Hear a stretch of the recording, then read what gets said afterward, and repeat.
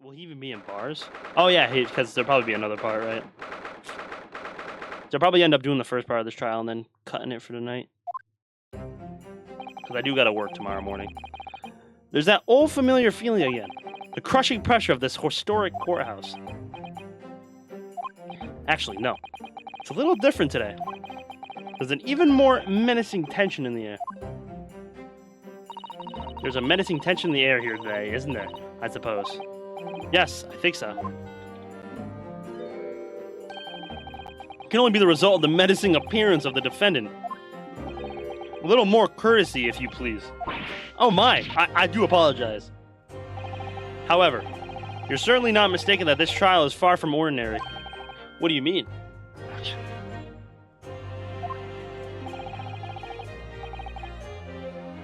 Not privy to the details, however. I understand that no jury has been selected. A trial without a jury? Well, that's just like the trial of the professor 10 years ago. Closed court.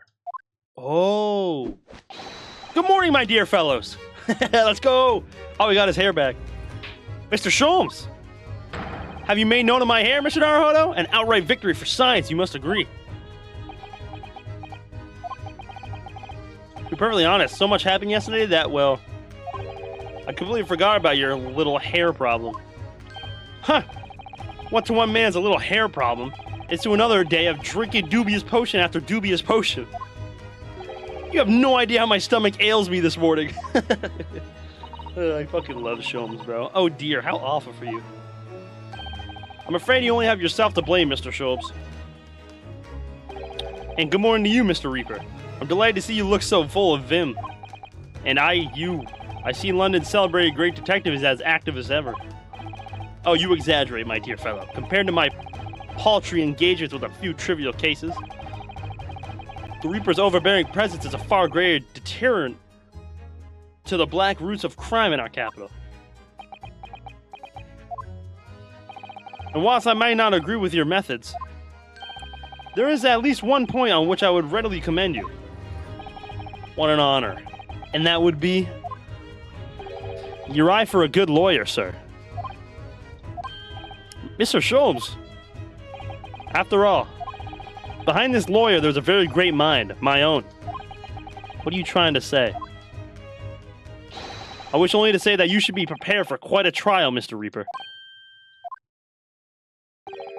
Sorry to barge in. Gina! Mikotoba! Gina! What's that on her arm? It's a mourning badge, I suppose. Father, shouldn't you be at the symposium? It's been postponed, so I have some free time. I decided to come along with the police inspector to see our country's up-and-coming student in action. I shall be very interested to see the fruits of your studies over the past year. Well, it's an honor to have you here. Let's hope there are some fruits to see. Odo. Oh, yes, Gina? Why'd you agree to this, eh? Why'd you take him on? This Reaper bloke. Everyone says it was him. Him what? What killed the boss? I'm sorry, Gina. But I don't believe that. Well, if it weren't him, who was it? I don't know that. Yet. I don't care who calls him what. The Reaper's just a name. He's just a person at the end of the day. And if it turns out it was him that killed the boss, then God help him. Fiery eyes indeed. Yes, the culprit deserves every ounce of your loathing. Eh? At least, that may be some solace to the deceased. Aww. Please, Odo. Get whoever did this for the boss. I miss Gregson, man. This is a weird-looking Persona game, right? What's up, Remy? What's good, homie?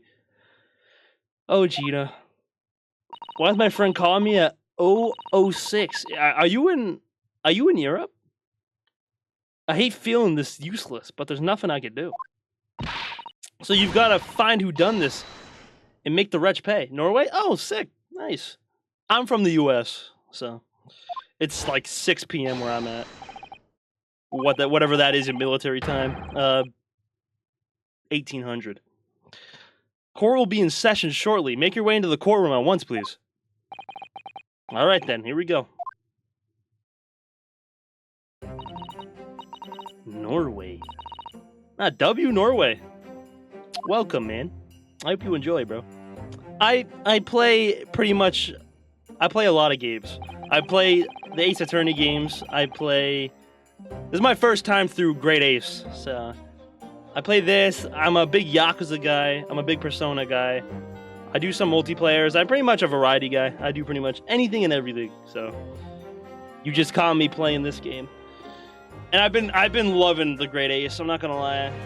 I might have to wait for this to finish. But I might like this more than the original Ace Attorney, but we'll see. Not gonna lie, I thought all of Ace Attorney took place in the courtroom. Nope. Pretty much because you gotta do like detective work and stuff too. So, and it's not just like random cases. There is like a story to like every case. In some cases intertwining, which is pretty much what's happening with this game. Every case that has happened in these two games have pretty much like intertwined with each other. It's pretty freaking cool, to be honest. One who lost his treasured brother to a mass murderer. One who lost his treasured father in a foreign court of law. And one who lost a man who helped her escape destitution. I like this case right now is pretty much like... This is pretty much tying a lot of stuff to these two games together right now.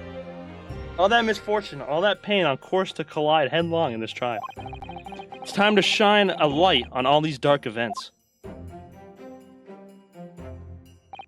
And whatever truth is revealed, you're going to have to look it straight in the eye.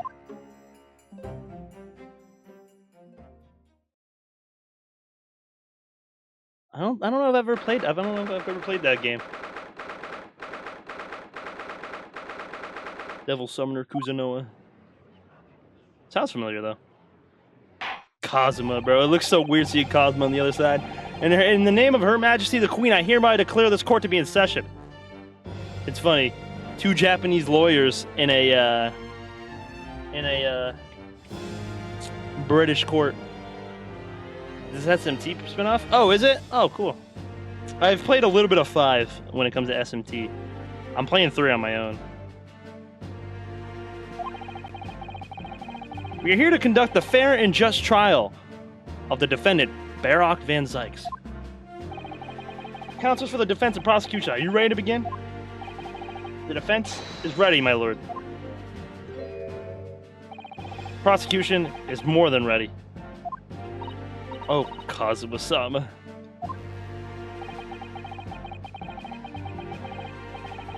Catherine was fun. I fucking loved Catherine. I played through Catherine like a year and a half ago, I think.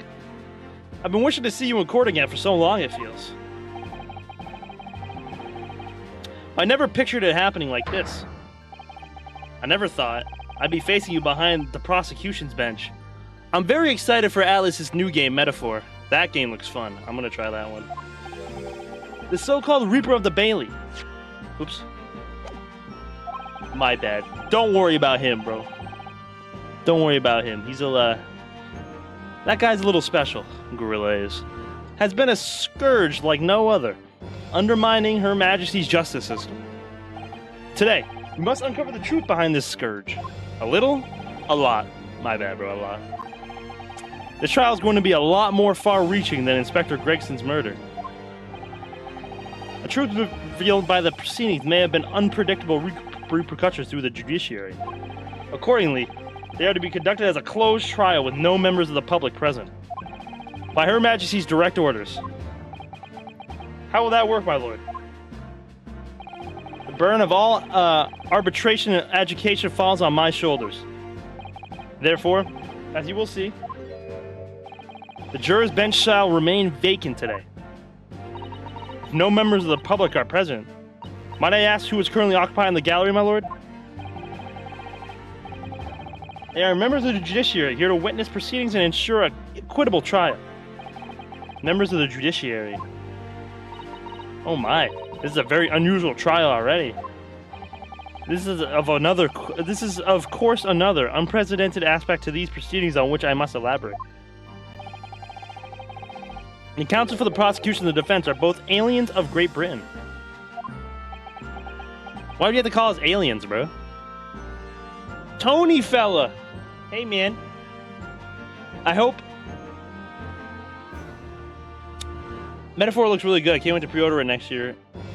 Next year is the year of Sega, Like a Dragon Reload, and Metaphor. I hope LED wins Game of the Year. I know it won't, though. I'll be very surprised if Like a Dragon's even in the conversation, to be honest. It's very rare that Yakuza and like those games alike are like even in the Game Awards. Obviously, Infinite Wealth was in the most anticipated, but like Lost Judgment wasn't even anywhere to be found, bro. I was very surprised about that. I believe it takes an outsider to see the truth sometimes. And as I understand here in this courtroom now, I'm quite certain. This is the reason why I had to come to Britain. Kazuma? Very well. Let us commence proceedings. Prosecutor Asogi, your opening statement, if you please. Certainly, my lord. The incident took place on 1st of November at just after 5 o'clock in the afternoon. Location was a building of flats on Fresno Street on the outskirts of the city. The victim's body was discovered there in an old single-room rental property. Yes, Inspector Tobias Gregson, a name known very well indeed to this court. Not at least for his miraculous resolution on one of this country's grimmest cases 10 years ago. The Professor case. How sure are you about the time of the incident? Several witnesses on the streets outside heard the gunshot, and all have reported at the same time.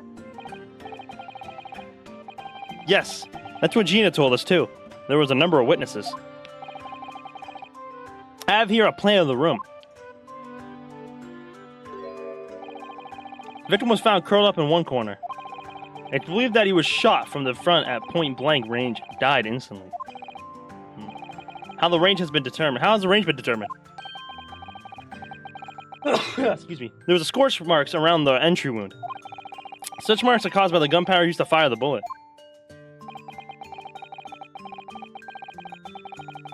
Yeah, it was 2017 Persona 5 was up for Game of the Year. So yeah, I mean, Persona 3 maybe. But obviously it's going to be Final Fantasy and probably some other games that come out. There's a lot of other games that are supposed to come out next year too. But powder hot enough to leave scorch marks is only ejected a few inches beyond the end of the barrel. In other words, it only happens when the target is at point-blank range. I see. Yes, thank you for the detailed explanation, counsel.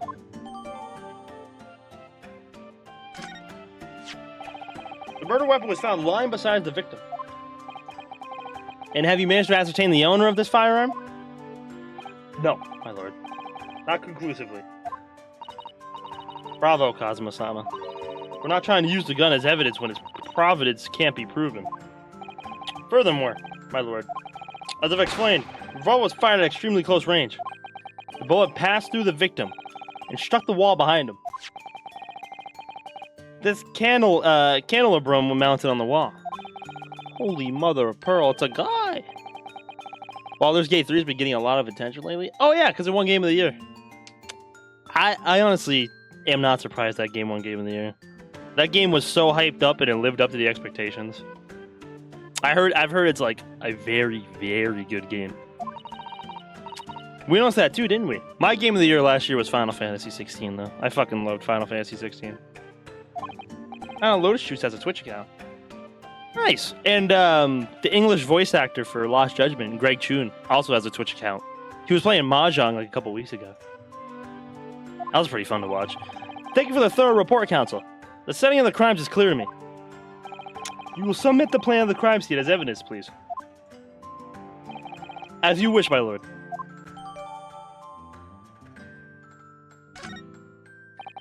Is this Fresno Street, Inspector Gregson's private abode? No, my lord. The room is rented to Mr. Hugh Boone. But there's a precious little furniture inside, and it's generally in a poorly state of repair. Thank you, Allie. Appreciate you, homie. Ugh, I fucking hate Mahjong, bro. Just especially for the 100% in the older games, like Zero, and Kwame 1 and 2. Ugh, Mahjong was the worst. So why on earth was Gregson even doing that? Presumably he was investigating some case or other. When a policeman was informed of the gunshot from the witnesses and rushed to the scene, he found only the deceased inspector and the accused standing alongside, holding the revolver. The attending officer arrested the accused on the spot. So the details of the case are clear. In that case, the prosecution would like to call its first witness. A name, please, counsel? Naturally, the accused himself. Lord Van Zykes. As a prosecutor, he believes in the oath of office he's taken and will be compelled to tell the truth. Very well. Let the defendant take the witness stand. I appreciate the follow, homie. W follow, man. So, witness, state your name and occupation for the court. Barack Van Zykes, Old Bailey prosecutor. I presume, Lord Van Zykes, that you heard the prosecutor Asogi's opening precis? I did. It is alleged that you were found at the scene of the crime, and that you were arrested by the arriving police officer. Can you confirm this? Yes, my lord. Then I'm sure the court would like to hear you explain some things away.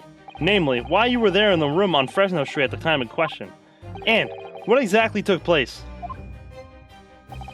I intend to explain away nothing. I will simply tell the truth. I must say, Lord Van Zykes, I never imagined this day would come. Or rather, I didn't want to imagine it would come. But since you became known as the Reaper, a part of me has been dreading it.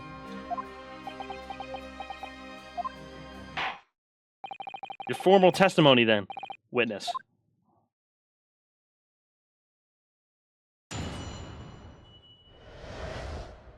Facts of the incident. I was investigating Gregson. My inquiries had led me to that address. When I first entered the room that day, it was dark inside and I saw no one. A moment later, I heard the gunshot. I spun around and saw the revolver on the floor. Just as I picked the firearm up to examine it, the door flew open and I heard a man scream. It was only then that the body of the Inspector Gregson appeared before me.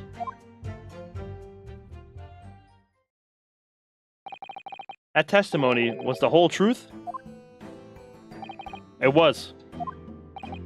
So you heard a shot being fired in a room with no living occupants. And moments later, a corpse somehow appeared before your eyes? Is that it? You're right. You haven't explained anything away. In fact, that would barely qualify as an excuse. I thought you were my mute apprentice. Yeah, it turns out you have a way with words, Prosecutor Asogi. It would appear to be a singular tale indeed. Singular isn't the word, it's laughable. What's gotten to Kazuma? He's not behaving like himself at all. Very well then. Counsel, you may begin your cross-examination. Yes, my lord.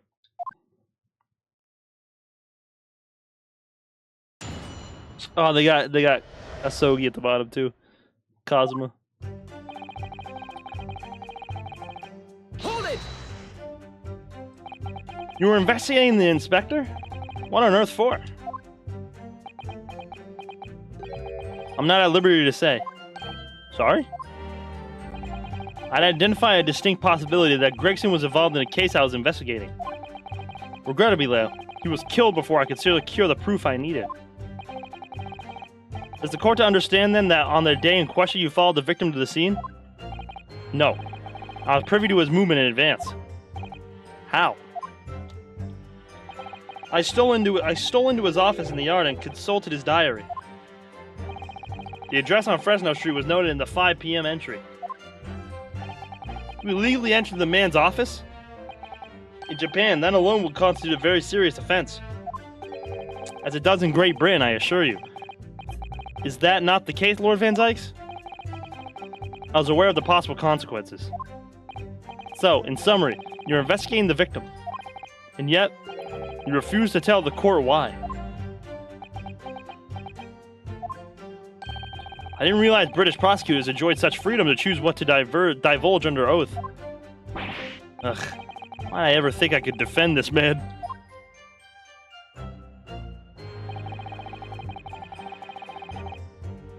Hold it! Had you ever been to the address before? No, never. I only learned of the place as a result of my investigations into Gregson's activities. There was no light inside when I entered, so it was all but impossible to make out anything.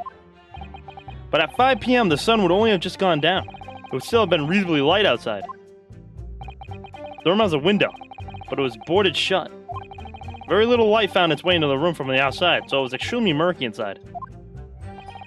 I wouldn't have noticed if the victim was already lying on the floor. There was no artificial light in the room, you say?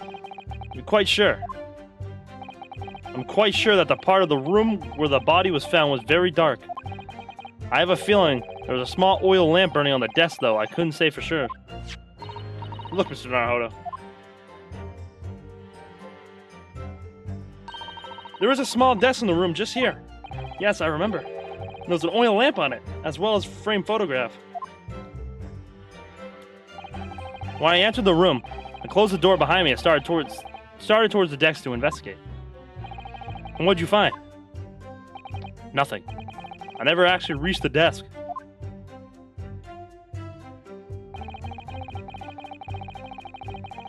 Hold it! So, who fired the gun? I have no idea. I didn't see nobody else in the room. Anybody else. But you say it was very dark in there? Yes, that's right. All I can tell you is I didn't sense another presence. Aha, then it could it be that the gunshot actually originated from somewhere outside the room? No, that's out of the question. Oh. Without doubt, the sound emanated from inside the room. I could smell the gunpowder. Ugh. This is going from bad to worse. And you say that's the point at which you noticed the revolver on the floor? Correct. And I foolishly picked it up. That was carelessness on my part. Presumably then, the gunshot you heard came from the firearm that you somewhat hastily took in your hands. In point of fact, my lord, I believe it did not.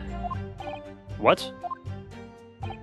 The barrel of the revolver I picked up was cold, and there's no smell of spent powder. But then, where on earth is the gun that was fired? Whilst I would like to oblige you with an answer, I'm afraid I can't. I, too, would dearly like to know that.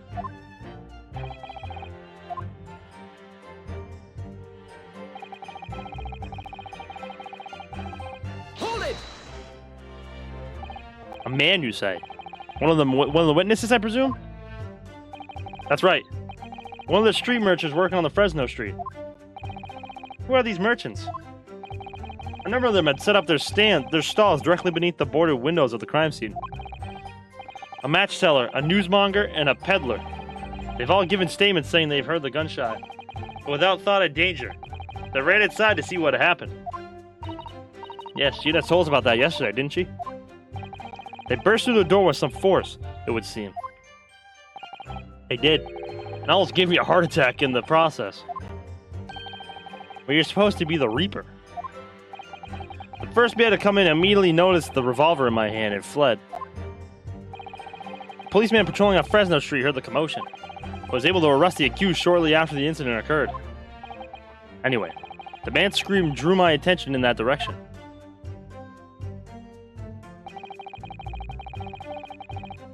Hold it! What do you mean by that? In what way did the body appear? I honestly can't explain it, but it's the truth. As far as I was concerned, the body hadn't been there until that point. Then suddenly, there it was. Did you perhaps hear the sound of the victim falling to the ground just beforehand? At that moment, what I heard was the sound of the door flying open and the scream of the man who came inside first. Nothing more. I see. After the man fled, I examined the body. I was stunned to find that it was Gregson. Most curious circumstances indeed. How the inspector was killed, or how his body seemed to appear out of nowhere. I have no idea. Objection! Surely the court has heard enough.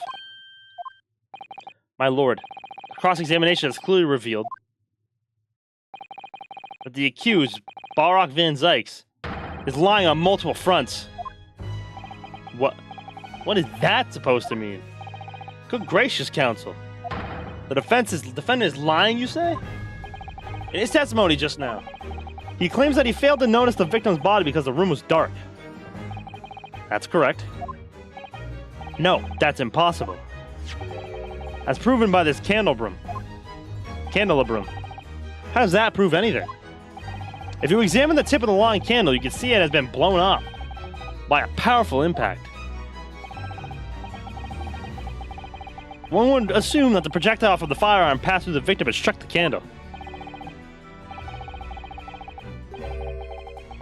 The problem comes when you consider the other two candles, which are clearly of a different length.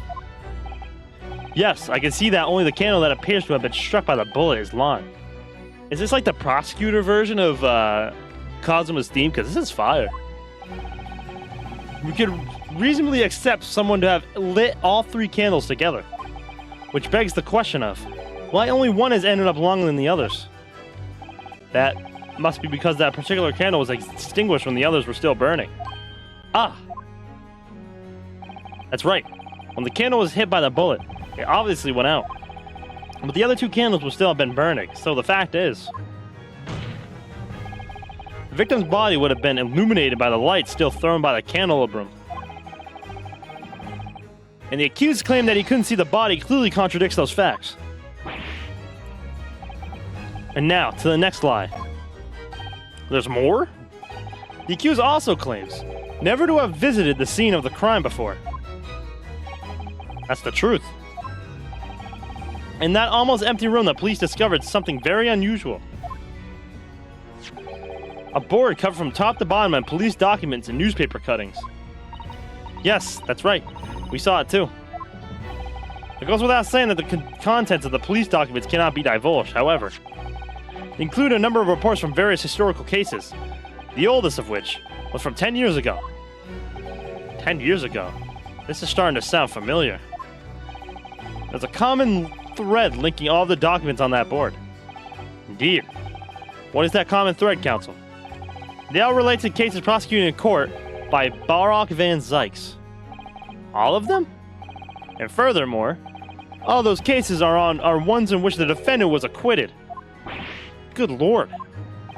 Interestingly, none of those defendants are alive today, because all of them have been sent to their graves by the Reaper.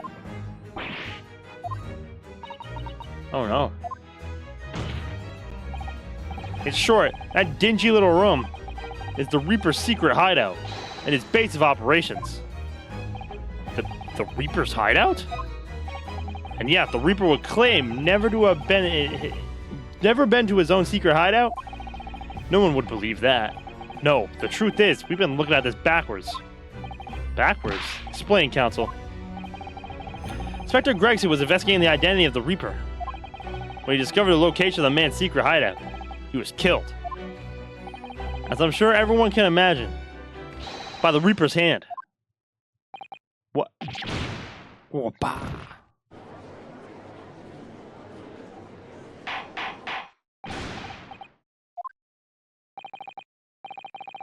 Very well, I hereby state the current opinion of the court. Balrock Van Zykes is an outstanding prosecutor who has rendered great service to his country. However, it is with deep regret that I must concur with Prosecutor Asogi's contention that the defendant's testimony exhibits a number of stark inconsistencies with the known facts. All I have done is state the truth as I know it. Kazuma's done a brilliant job as ever. He's drawing on his experiences as a defense attorney to build his prosecution case, and it's formidable. Counsel, you will submit the board that you just showed the court as evidence. I believe it to be fundamental in establishing the facts surrounding the Reaper's existence. Thank you, my lord. Could I have a look at that? The most recent thing appears to be this newspaper cutting here. Oh, it's the same red-headed league advertiser that Mr. Shona has picked out. And do you remember? There was a red hair piece at the scene, too. Was Inspector Gregson an exponent of the Red-Headed League then?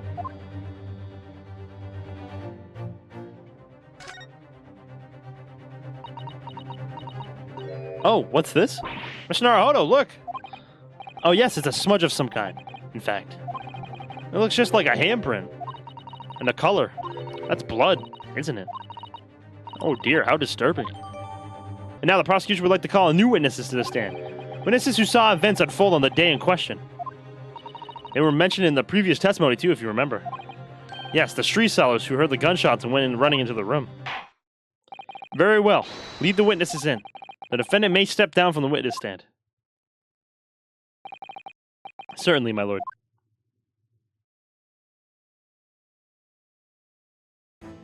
Oh my god, that motherfucker got some big ass lips. Oh, did this guy did this motherfucker go broke from the other trial in the first game? So witnesses, state your name and occupation for the court. Ew, names. We don't use names. Far too fancy for likes of ooze. Use. We're just free and easy. Sell what we like, live where we want to live. I give them all vacant stares as they walk down Friendzo and I spin a few words into verse for them. Ah, would I be right in assuming that all three of you make your living by selling wares on the street? Everyone calls me Gossip. I sell jaunty little titbits to passerbys, you know. Jaunty little titbits. Got an absolute smasher for you, sir. Right up your ginnel, is it? Ginnel? 6 pence is the price and not a penny less. Wait, you're actually trying to sell it to me now? Oh, come on, sir. Don't tell me you're not interested. Try the man. Give him the money and see what it is. Pay the man, counsel. All right, all right. 6 pence it is. Even the judge just told me to pay up. What the heck? You won't regret it, sir. Now you got your listening ears on? Just between yous. A young couple on Slight Street have just had twins.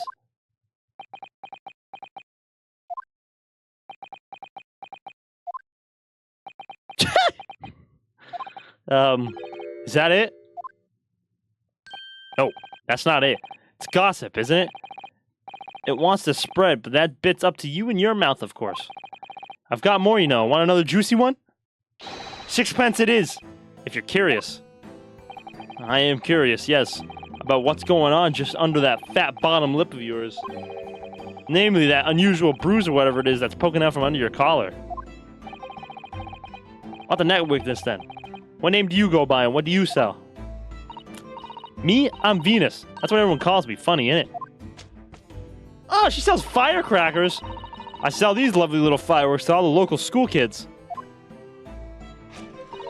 6 pence a pop. What do you say? She's blowing those up now. You weren't exaggerating with little. Do they actually sell? Oh yeah. The second years can't get enough of my Venus firecrackers. Especially when I tell them that if they get 100, they could blow up the school. Oh, wow. Not the most savory of ideas, young lady. What'd you say then, eh? Wanna part with 6 pence for a pop? Wait, what? You want me to buy one? Tell you what, I'll let you in on a little secret. If you get 100 of them, you can blow up the whole courtroom. Try the woman. Give her the money and see if she's right. Pay the woman, counsel. All right, I'll buy one. Lovely stuff right then. This is something a bit extra just for you. Venus special, only 600 pence.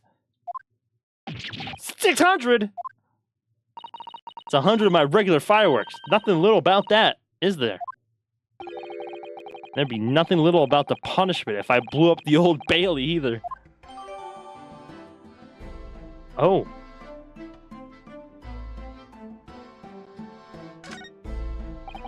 The last witness. What name do you go by and what do you sell? Could this be the bang they heard? I'm a thinker, me. Think all sorts of thoughts. I think, therefore I am, therefore I think I think. Because I stand there on the street, watching the world go on about me. They call me the observator. Get it out of it, old man. Everyone calls you Sandwich, and you know it. So, you don't actually sell anything? Problem shared is a problem halved, as they say. I give advice, I do, and think what it means. I don't actually sell anything, no. Come to think of it. Pity. No more purchases today, please. Well, we have quite a cast here, it seems.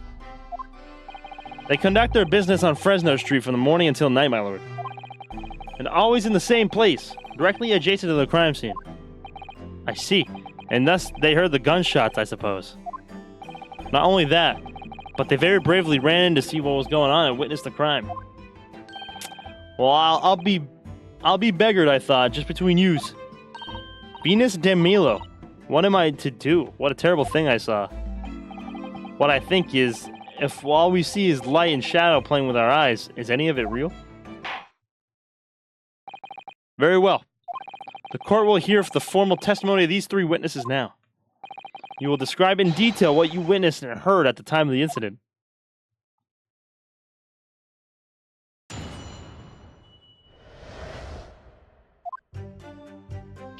We saw the whole thing from start to finish, we did. Everything from the moment they went in the building.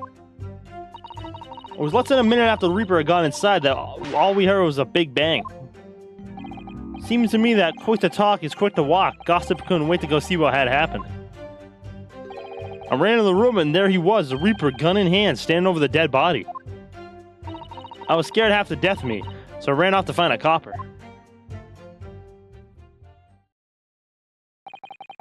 These witnesses were there the whole day and saw everything. Who did they see going inside the building? Only the victim, Inspector Gregson, and the accused, Baroque Van Zykes. I've seen pictures of that Reaper in the paper. I know what he looks like. And just between yous, folk love stories like this. I made myself a tidy sum already. But wait, the room was just one of several flats in the building. Someone from another flat could have done it. All those flats on Fresno Street are unoccupied. Of course they are. They're small, damp, dirty, and expensive to boot. The room in which the inspector was found is the only property in the building that's currently leased. We know the leaser's name, don't we? It's Hugh Boone. Testimony the court has just heard would appear to leave a little room for doubt. It's becoming increasingly difficult to see how anyone other than the defendant could have committed the crime. No. Thank you for your candor, my lord. Counsel for the defense, you may proceed to cross-examine the witnesses. Yes, my lord. In a close court like this without a jury, the judge is the only person whose opinion matters. I have to break down this testimony. Somehow. Alright, we're gonna press every single last one. But before I do that, I gotta get a drink. Lock it the fuck in, bro. Hold it! When you say they, who do you mean exactly? Inspector Gregson and the defendant, Lord Van Zykes? I suppose so. The likes of yous don't know the names of the high and mighty. Well, the like of us, I guess. But I'll tell you one thing. It was the old Reaper that went in last, that's for sure and certain. Just behind Inspector Gregson, did they arrive at the same time as each other? No, not at all. First fella must have gone inside a good 15 minutes before we heard that gunshot. The victim arrived 15 minutes before? Are you sure about that? Am I sure? Am I sure?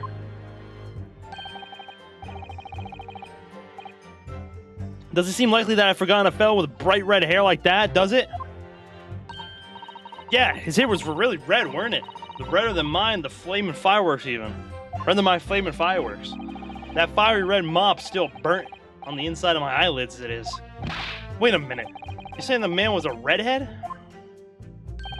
Weren't you listening, chum? Aye, he was a redhead. And he had a big trunk with him as well.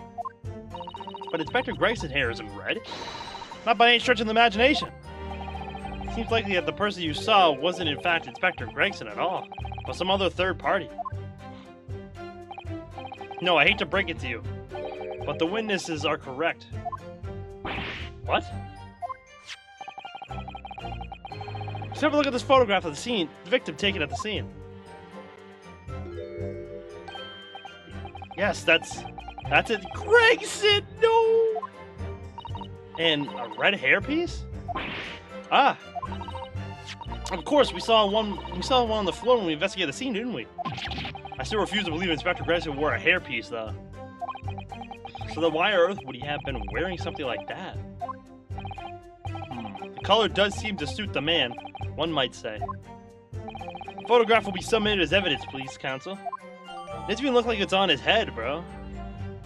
And what became of the trunk that the red-headed victim was supposedly carrying? I was informed that no trunk was found on the scene. So it just disappeared?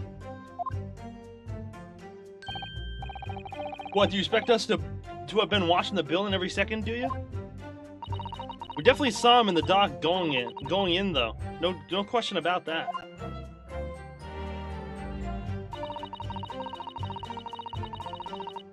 Hold it! By which presumably you mean the gunshot. I sell these little things, don't I? How would I know what a gunshot sounds like? But I've always thought it probably sounds a bit like this, doesn't it? And you say that you heard the noise almost as soon as you saw the defendant here enter the building? That's right. It was almost straight away. Bang! It went. Just like that. Well, he's the Reaper, isn't he? It's what the French call a feint accompli. When the Reaper's around, people are going in the ground. I mean, that's what he does, isn't it? I think we get the message. The Reaper couldn't allow the inspector to live after he discovered his secret hideout. There can be no clearer motive for the crime. Yes. It's certainly an eminently credible motive. Great. Now at that point, you ran inside, is that correct? Hold it! So when Gossip ran to see what had happened, did you go too? Well, me, I'm a bit hampered, see, all the signs that I can't move very well. You were way behind, presumably, with that sandwich board around your neck. And that big sign in your hand. What a great burden you bear. Pardon me for asking, Mr. Sandwich, but is it possible that you and I have met before? I'm not anybody, me. The signs are what makes me who I am now. I sign, therefore I am. So, you weren't employed as an omnibus driver just a year ago, then? Huh! I might be mistaken, but I believe his trembling has intensified, Mr. Naruhodo. Yes, I agree. He's clearly been through a lot. Turn down King Henry Street and Black Widower's Arms is just there. Oh dear, you made him hide behind his sign. Life is full of surprises.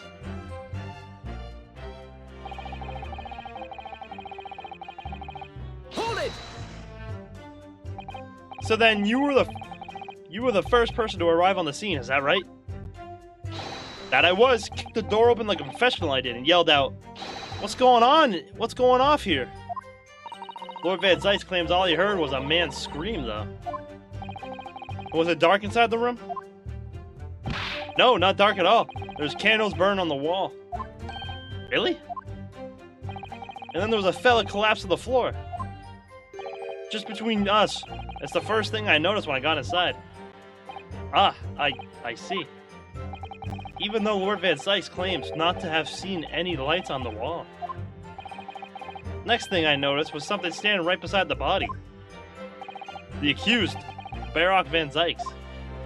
That's right, Pale-Faced Reaper himself.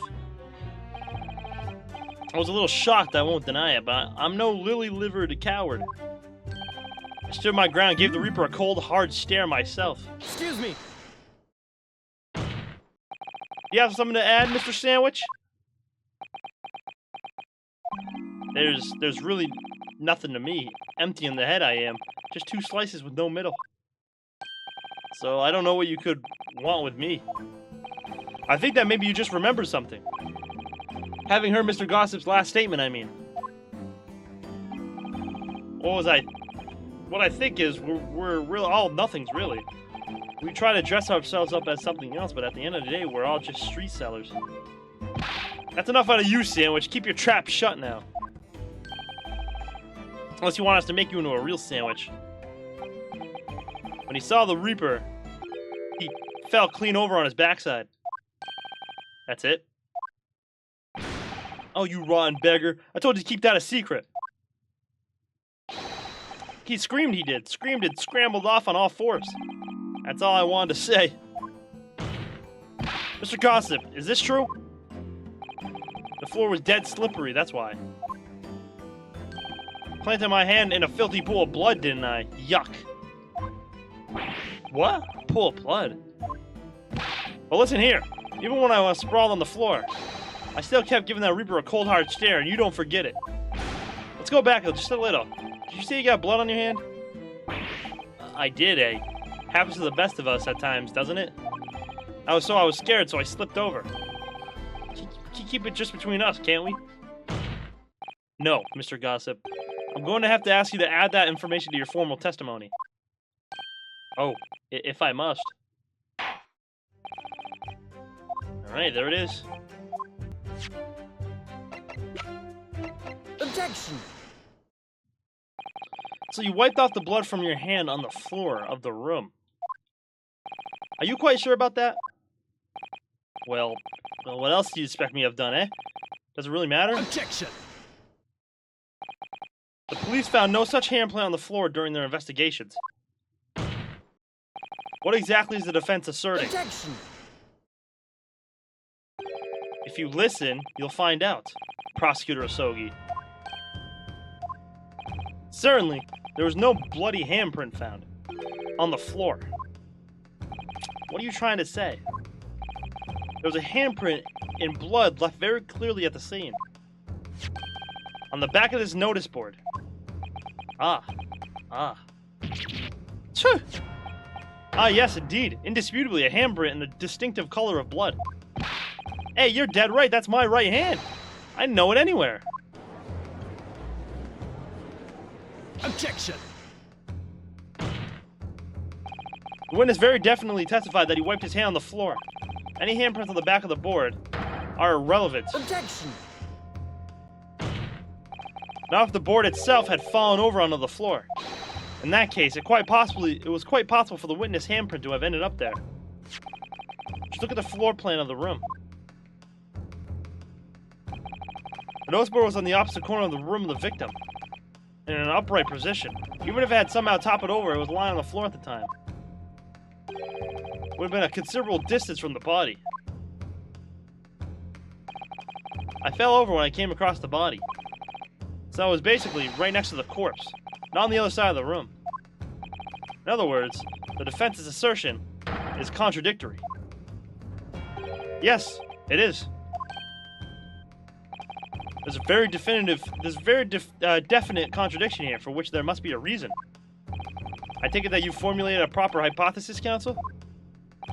Regarding this apparent discrepancy between the witness's account and the handprint found at the scene? I have, my lord. Discrepancy between the witness's account and the location of the handprint is explained by the board moving.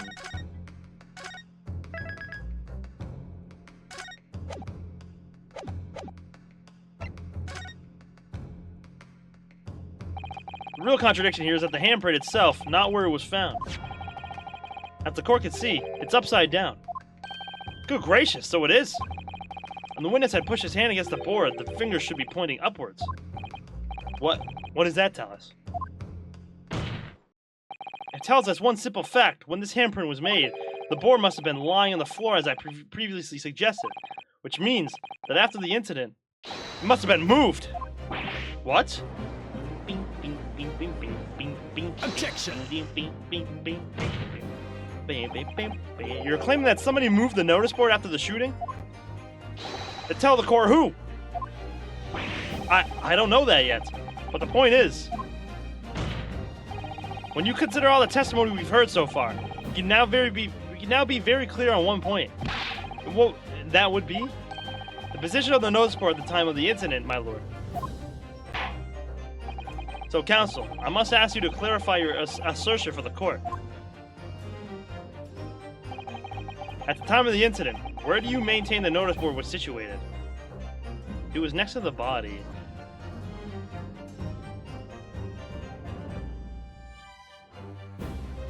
Take that! This is the only possible location. Immediately adjacent to the doorway? If the court would think back to the testimony given by the defendant earlier. Can a mofo just say brunch? I guess, Bendy. I guess you can. He said that when he entered the room, it was dark. He couldn't see the body. If the notice board had been here, the body would have been completely hidden from view. And the light from the candles would have been blocked by the room, making the room appear darker. Oh wow. Objection! That's true. Who died? Gregson! My boy Gregson died. I'm so sad. But the accused also claims that the victim's body simply appeared before him. That's true. Or, in his precise words, just as I picked the firearm up to examine it, the door flew open and I heard a man scream. It was only then that the body of the Inspector Gregson appeared before me. I don't know about calling it a scream, but he was talking about me and no mistake. Because it was me that kicked the door open. If you look again at the floor plan, consider what would have happened if the door to the room was open with force. That can't. The door struck the notice board, knocking it over, and making the victim's body visible. Good gracious! My client has told nothing but the truth. He has simply described what he saw. That chip-eating buffoon. Hey! You're not calling him a buffoon, Bendy! Oh, excuse me. And Cosmo is alive, yes. He is in fact alive. How has this not come to light before now? After the incident, somebody must have righted the board and moved it. Under the position where the police, myself, and my colleague saw it when investigating the room. Witness, what you have to say for yourself? What? Me, my lord? You and your fellows were there at the scene before anybody else. It goes without saying that you must know something about the position on the notice board. The witnesses in the stand will testify again. You will each explain exactly what you did upon arriving at the scene of the crime. Stop looking over your glasses at me. I got the message.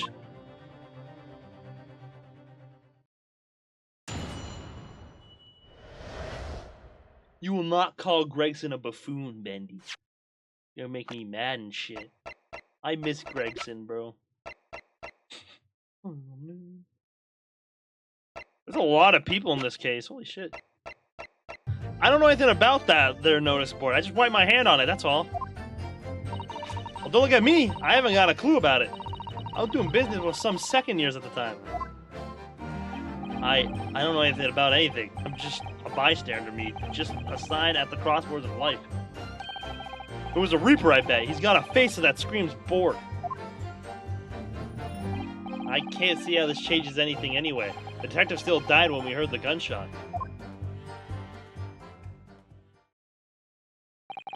So none of you can elaborate further.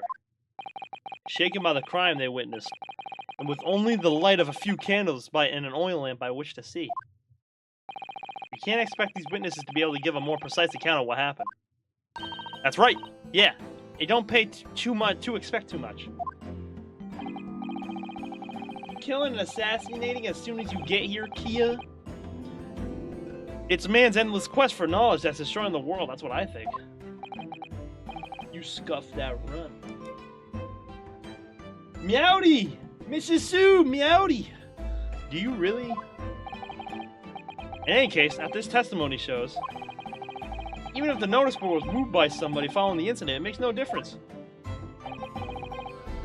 When the gunshot rang out, the accused was the only person at the scene. In short, the only person who could possibly have committed this crime is Barak Van Zykes. Hard to assassinate while taking a poopy. No wonder why it stinks. Quite so, quite so. Does the defense still wish to cross-examine the witnesses despite the circumstances? Most certainly, my lord. Very well. Then you may be able to proceed, my. Oh fuck! I can't talk, bro. Meowdy.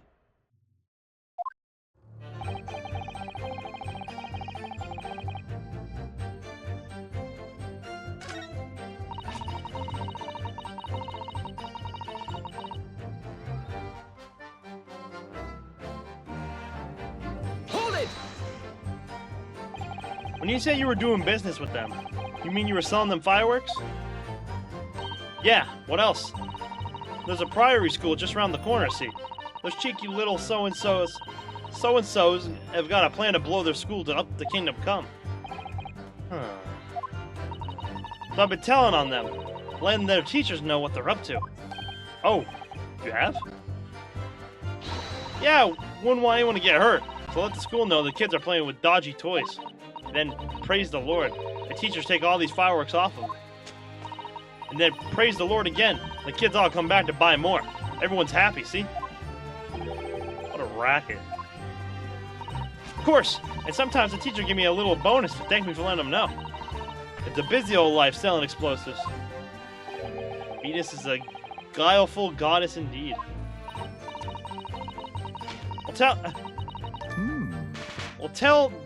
Telling barefaced lies is kind of my thing, really. I'm ever so good at it. Yo, Sandwich is going in right now, bro. W Sandwich. Use a British accent. Oh, I don't got a British accent, Mrs. Steve. I don't know what to tell you. Now we wait. I need you. You need the job. Excuse me. You did fine, I bet. You wore the glasses so you look smarter. They have to hire you now. Something wrong, Mr. Sandwich? If I said it was, could we just leave it at that? Would that be the end of it? No. Did Mrs. Venus' statement just now bring something to mind, perhaps? Nah, Sandwich is going in, bruh. Philosophical thoughts. Deep philosophical thoughts. Cool, I'm working on emote. Let's go! New moat. And that great liar said, without batting an eye, telling barefaced lies is kind of my thing. I'm ever so good at it. Would those words of hers be a lie too, or the truth? In which case, she's not a liar. Oh, it's a hellish paradox, that one. Don't you think? I'm not entirely sure, to be honest. But, it seems to me you're suggesting Miss Venus has been lying, are you?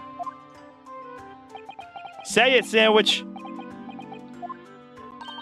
What are you on about, old man? Trying to cause trouble, are you? Keep on like that. And I'll wrap your whole body in firecrackers and set them off. That'll give you something to tremble about. You have a startling, disturbing mind between that sweet, innocent face, young lady.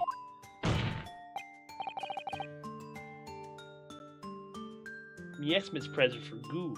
Kia's giving me presents. It's a cool-looking emote, too. Is that what you're saying, Mr. Sandwich? Say it, Sandwich. Well, if it means I'll be burning in hellfire for the rest of my days, so be it. Yes, that's what I'm saying. Let's go, Sandwich! Can you elaborate, please, sir? Old Blabbermouth here headed for the room where the gunshot seemed to come from. But there was someone else who crept up the stairs behind him, too. That's right. That rotten liar over there. Oh!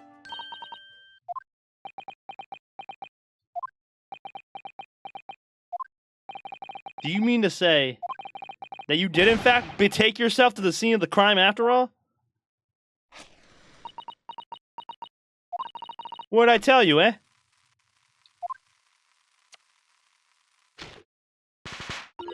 I said I was good at telling barefaced lies, didn't I? Yes, you mentioned it. Well, that revelation rocked the whole courtroom, didn't it? Who knew firecrackers packed such a punch? So you did indeed visit the scene of the crime, did you, young lady? Good grief! Well, now you come to mention it, I suppose perhaps. I do clearly remember climbing the stairs of the room, yeah? Either you clearly remember it or you don't. Lord Van Zykes is indeed the suspect right now. Well, I shall consider a fitting punishment for this perjurious act later. For the time being, you will immediately amend your testimony to reflect the truth. Oh yes, my lord, of course.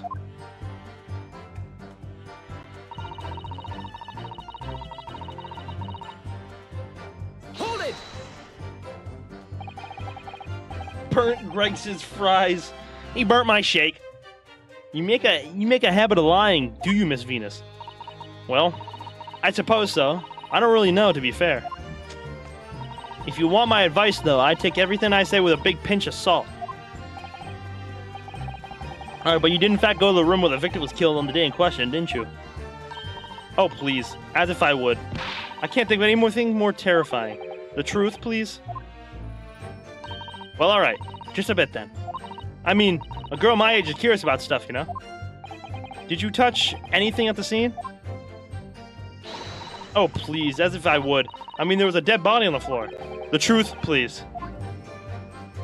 Well, alright. Just a bit, then. I had a look to see if there was anything I could sell. So I did give a place a once-over, but it was nothing to write home about. Right. Now, I hesitate to ask, but... you didn't move the notice board by any chance, did you? Oh, please. As if I would touch anything like that. Just a few bits of loose change is all I had. The truth, please. Well, alright then. I thought there might be something worth having underneath it. So I blasted the flippin' thing. Sorry, flipped the blasted thing. You're telling us that you did move that board? I think that did slip out, didn't it? What? You daft barbot! I don't believe it. The girl doesn't think. So, did you find anything then? Something that you might have taken, perhaps? To sell? Oh, please. I should be so lucky. The truth, now! I might have found this old pocket watch under the notice board, I suppose. This fucking bitch, bro! But a bit of junk like this... Jesus. Oh, Ginny! So it was you, was it? You're the one who took it! Which, Gina? Lady, may I remind you where you are? That watch there. That's a present to Inspector Gregson from the yard for a big case he solved 10 years ago. Excuse me. The professor case, no doubt. The boss used to wind up every evening without fail, when he was waiting for his grub to come at the pub. I see. I swiped it off of him once, blimey, he was upset. Well, and blimey was he upset. He gave me a right earful. Said he hadn't missed a day in the last 10 years, polishing it and winding it. It meant the world to him. That watch did. Possibly not the best thing to go diving for then. It's not all that, though. I took it to Jabez that night to see how much it was worth, but the old dealer wouldn't touch it. Wouldn't give me a penny for it. Said it wasn't working. Knocked about and worthless, he called it. I knew I should have lifted it. I don't know why Gina just didn't steal it right there. That watch must be submitted as evidence at once. Oh, please. Just so as long as you promise to give it back when we're done. Not a chance. I'll swap it from you if you try to get your grubby mitts on it again. That's enough.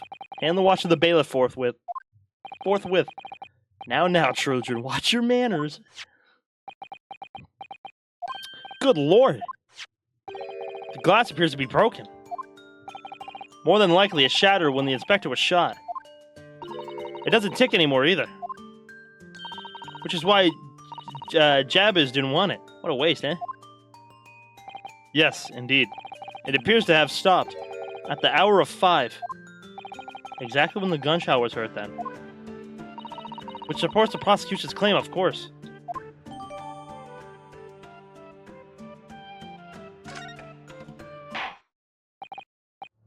Well, it would appear that the mystery of the moving notice board has been solved, at least.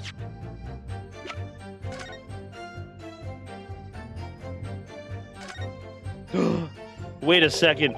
We can put there's a tiny little keyhole here, can you see? Oh yes, that's possibly for the winder used to wind up the mechanism. Looks a little unusual, don't you think? Yes, you just need the right key to wind it, I imagine. Why do I feel as though I've seen something? Something a bit like a key that's about the right size to fit in this hole.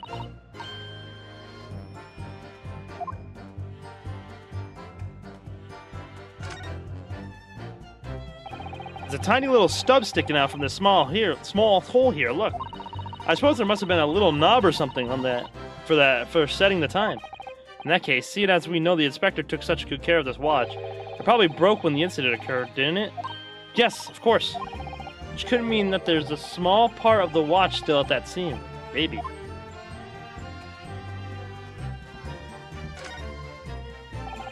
Glass over the face is really badly cracked. Look. What a shame when the inspector clearly looked after it so carefully. I imagine Mr. Schultz could repair it, don't you? Yes, I think so.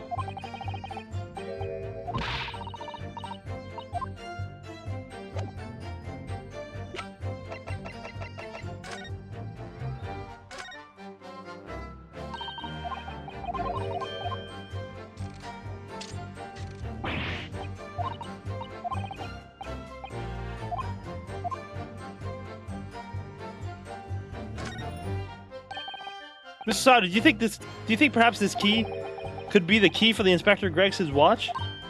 Oh yes, it could be. Let's try it at once. There's not a moment to lose.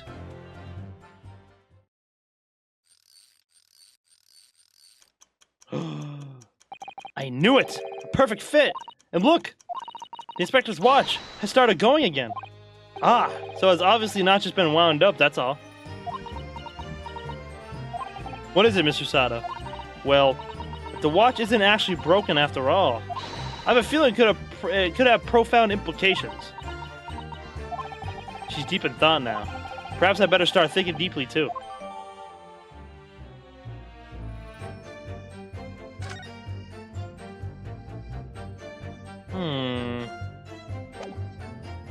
It's a gun! It's not a gun, Bendy. Silly Bendy.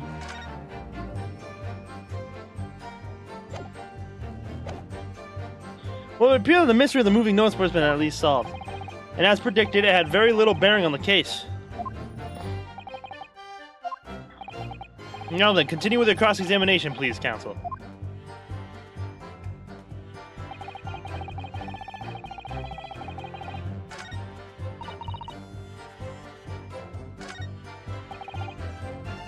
Hold it!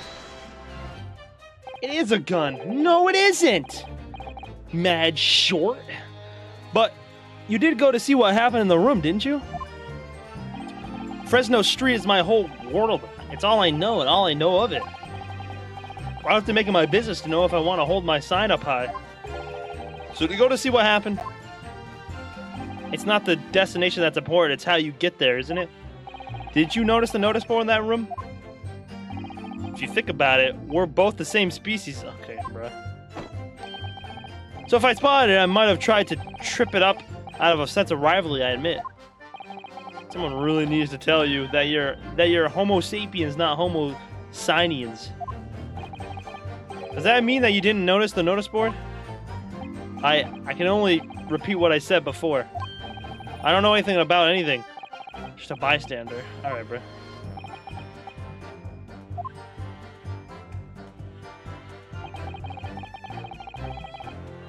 Hold it! What exactly do you mean by that? Don't tell us you've not noticed. He looks like he hates everything in the world, that fella. But not notice boards. They're the only thing he likes. You can see in his eyes. I can't say I never noticed. I'll tell you one thing for free, though. I never took my eyes off that man on the floor, or off the Reaper, not for a second. Sorry? Well, I was that scared I couldn't. You never know what a fiend like that might do if you look away, do you? If you didn't take your eyes off the defendant, you should be able to confirm categorically whether or not he was the one who moved the notice board. Aye, that I can. The Reaper did nothing of the sort. I can swear to that. I couldn't have missed it. If he heaved the thing upright again and dragged it into the corner. Right. Glad we cleared that up. What happened to the face that screams bored? Feel your pain, Cosma.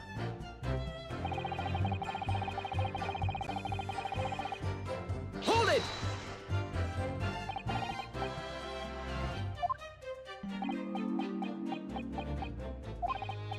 Oh wait, hold on. Wait, hold on. That's it. That's it right there. That's it right there. That last one. Fucking bitch, bro.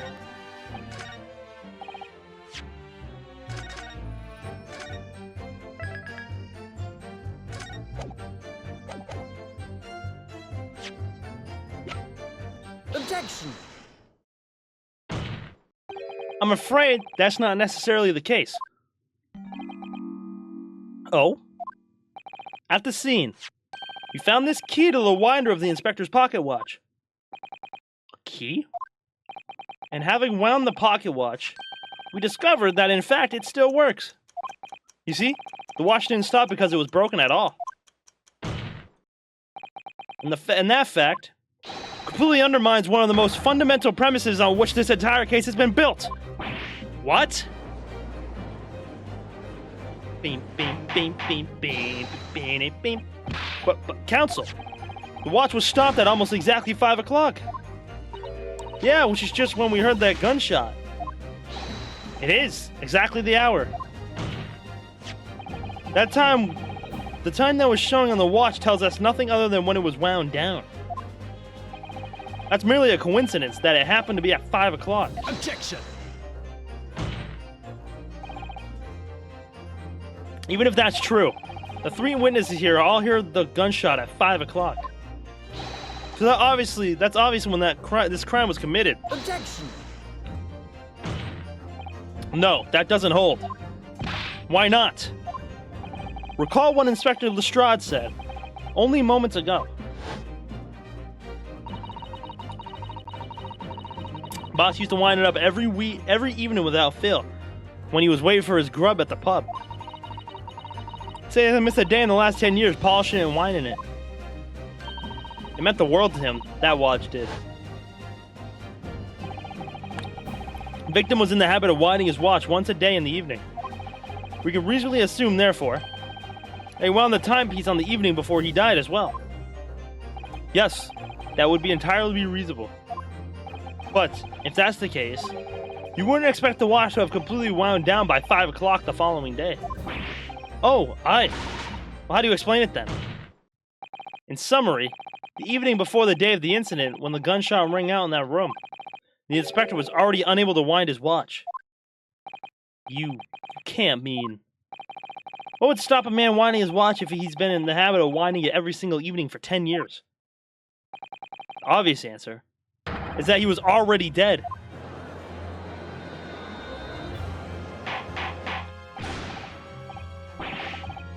Counsel, that is the most extraordinary claim. Objection!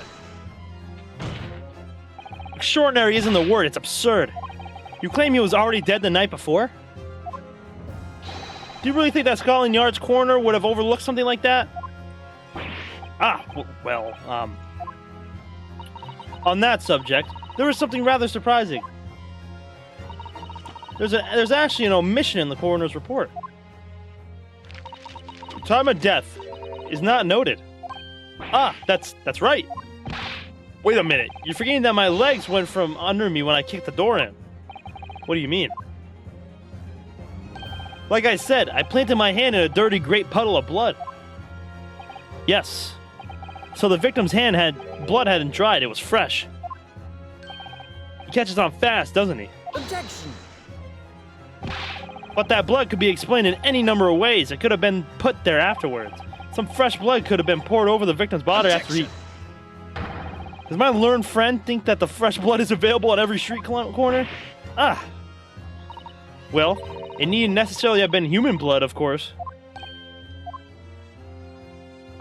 We've been told previously that Scotland Yard has no way of identifying blood as human. The problem is currently being researched. At present, you are correct. It is beyond our abilities. So then, a chicken's blood could have been used, for example. It certainly a possibility that it wasn't the inspector's blood at all. Objection! Objection! But the gunshot was heard at 5 o'clock that afternoon. That's beyond question.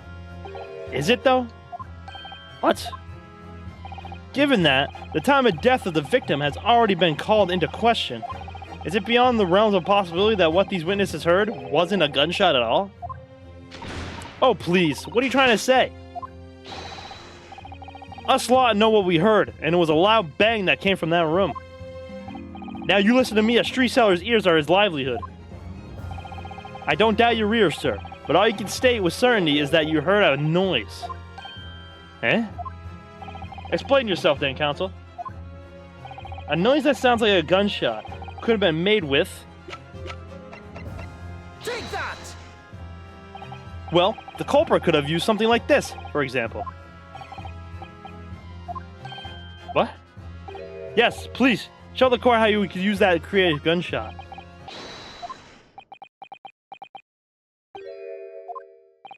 Wait, what?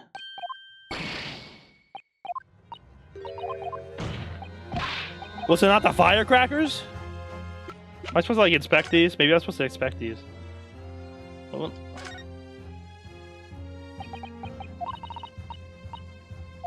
Sorry, it's just that this is the Venus is special. I was wondering what 600 pence worth of fireworks would sound like. Shall we find out? But she said it could blow up the courtroom. Ah, all right. That's a fairly sizable bang. Oh. I see. It wouldn't let me inspect it earlier, bro. Hell. Take that! Something like this. The culprit could have set off one of these to fake a gunshot. Good gracious, the very fireworks that are sold by the witness? Now hold on a minute, you saying I did it? My pretty little firecrackers only make a little pop anyway. Not 100 of them together. The Venus special that you sell for 600 pennies sounds like this.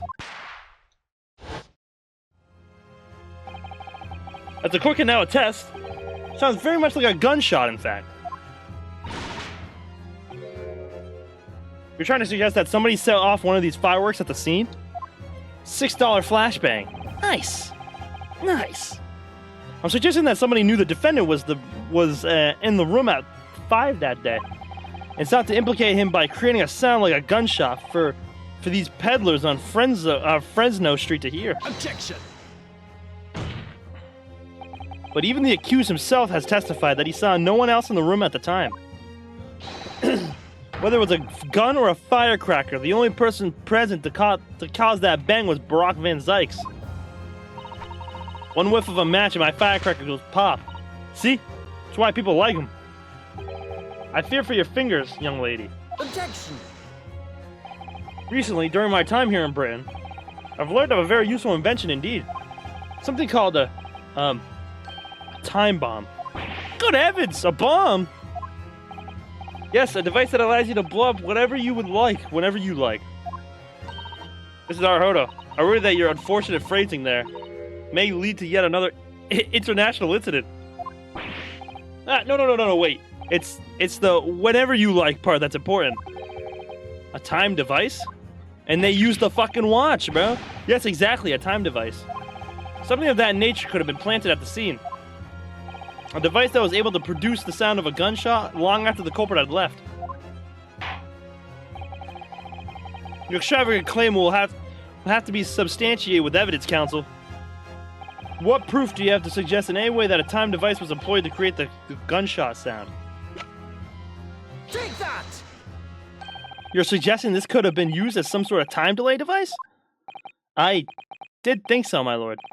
But it's becoming increasingly clear that we've all been very misguided here. Objection! Objection!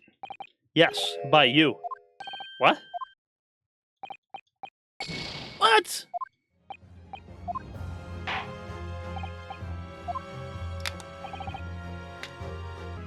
Ah, there are some black marks here, look. Yes, they look like some sort of scorch marks. So perhaps the bullet struck the candle here, do you think? It's only this one candle that's been cracked in half, it seems. Yes, I think you might be right. Fire. Oh, wait! Oh, I see. They used... Ooh. Take that! As the court has already discussed, the tip of one of the candles in this candelabrum has been blown off. Indeed, because it was struck by the bullet, which presumably passed through the victim. I don't think that's possible, my lord. Not possible? Why? Because of the scorching. There are gunpowder scorch marks clearly visible on the broken candle. There are? Goodness, yes. But is it not the case that there was also scorching on the victim around the bullet entry wound? That's right, there was. But as we heard earlier, looking magic, scorching like that only occurs when the target is at a very close range, a matter of centimeters from the gun. Ah. Which means that the scorching on the candle can't possibly be a result of a gunshot. You're suggesting it came from the fireworks? How can that be, eh? The fact that there's such a visible scorching on the candle suggests that the firework must have been right next to it when they exploded. Or, to put it another way, the candle and the firecrackers were joined together. The culprit somehow attached the firecrackers at a point partway down the candle. After the killer had left the scene, the candle slowly burned down along with the other two, until eventually it ignited the fuse of the firecrackers, generating a loud bang.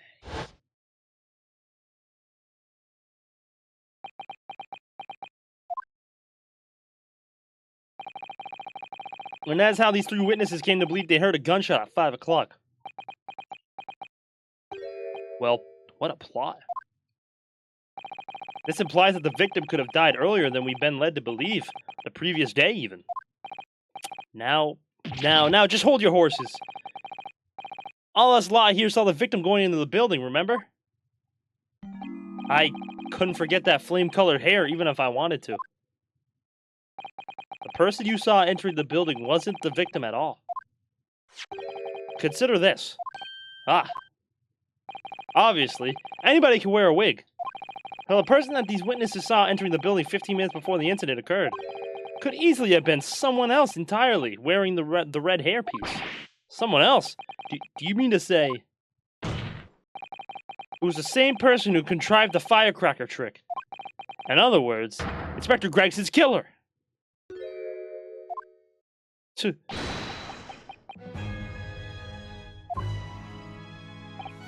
Oh, very impressive, Ryunosuke Naruhodo. Kazuma? I'm really quite amazed you've come this far. But after all, wasn't I the one who told you that you had all the makings of a great defense lawyer? I also know the lack of time and death in this report, a stark omission. But as far as I'm concerned, this whole country's justice system leaves a lot to be desired.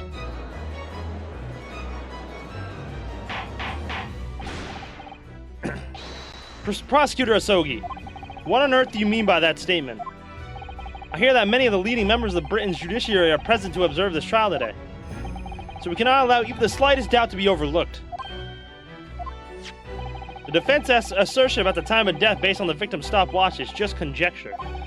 But, while the possibility exists that my learned friend may be correct, we have a duty to explore it. Well, certainly, I would agree with you. And what immediately comes to mind is, of course, I love this song, was what was Inspector Gregson doing and where did he go on the day before the incident? Do you know? The inspector always carried out his investigative work alone. His motives were treated as confidential within Scotland Yard. Even within the yard? However, considering the evidence we've been presented with so far, I'd say it's fairly apparent what case the man was pursuing, wouldn't you, my learned friend? I do have a feeling about what case he might have been investigating. Yes, I agree, surely. My lord, the defense believes it can explain to the court the case that was being investigated by Inspector Gregson at the time of his death. Very well, counsel. Present your argument to the court. What evidence is suggestive of the case being investigated by the inspector on the day prior to the incident? Take that! Aha! I believe this red hairpiece points to the answer.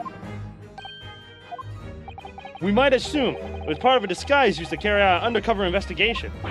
Surely not. Such a brightly colored hairpiece would only serve to make the inspector more noticeable.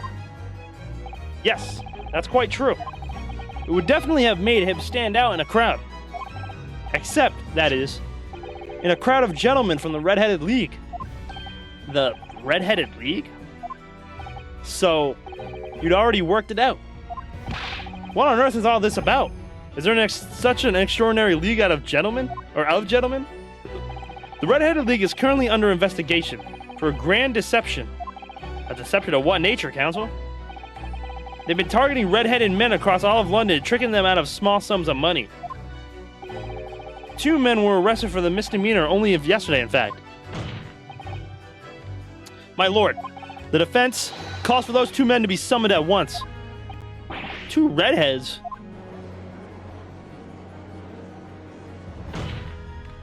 Inspector Gregson clearly infiltrated the Red-Headed League using this hairpiece. So it's very likely that he had direct contact with these criminals. And it's quite possible that such contact led to more serious events. I concur that we cannot in good conscience leave this new avenue unexplored. Well done, Mr. Naruhodo. Well, it's another possible line of inquiry for us at least. Prosecution will make immediate arrangements for the charged men to appear. Bring these 2 Red-Headed League conspirators before me, Prosecutor Asogi. At once, my lord. Very good. We have a 30-minute recess. Court is adjourned. Oh, there you are, Odo. What kept you, my dear fellow? Hello, Mr. Sholmes. Gina? You sure about what you said in there? That the boss, you know, actually died the day before? It's pretty hard to swallow. Yes. I was shocked by the revelation too, Gina. As was I. I'm possibly more shocked than the both of you. It's not a competition, Mr. Sholmes. But I was more shocked than all of you put together. This is the autopsy report in question, is it? Yes. It's strange that there's no time of death noted. I suppose there's a simple explanation, or perhaps it was a deliberate omission. Oh dear. If it was deliberate, it puts me in mind of the last case we worked on. And Dr. Scythe. I know. Anyway, it seems that on the day before Lord Van Zykes discovered his body, Inspector Gregson was investigating the Red-Headed League. So perhaps something happened with them. Come to think of it. You had trouble with those League men too, didn't you, Mr. Sholmes? You were taken in by their trick. No. Naturally, I wasn't taken in, as you put it. My sleuth-hound interest was merely piqued slightly by the rare scent of a weekly £4 income. And that scent masked the underlying scent of deception, I suppose. The 2 criminals in question are the pair we saw being arrested yesterday, aren't they? In Mr. Sholmes' suite, I mean. That's right, Suze. And it was me who took them in. Thanks to a tip-off by a good law-abiding citizen. Indeed. Yours truly. There's going to be that pair on the witness stand next. Is it? Something doesn't quite make sense to me, though. The day before Inspector Gregson was found, you hadn't had trouble with the Red-Headed League yet, had you? Why would the inspector have been investigating them? Well, the likely explanation would be that Gregson's own sleuth-hound interest was piqued by the rare scent of a weekly £4 income. Don't tar him in with the same brush as you, Sholmes. Yes, well. Then there's this whole issue of Inspector Gregson being investigated by Lord Van Zykes for some reason. The Reaper, the Red-Headed League, Inspector Gregson, Lord Van Zykes, and Cosima. I feel as though he knew we'd arrive at this point somehow. Gosh, I think you're right. What's he really trying to achieve here today? All the answers will soon be revealed. Observe the time, my dear fellow. This recess will be over very shortly. Yes, you're right. Hey, what's up, BDJ? How you doing, homie? Cosimo was determined that he should be the one to prosecute this trial, and he was determined that I should take the defense. Just what is it that he's hoping to make me see? I wonder. I get the feeling we're a long way from the end of this trial yet. I'm good. I'm glad to be on break. Nice, man. You doing anything fun for break? Are you ready then, Mr. Sato? Yes.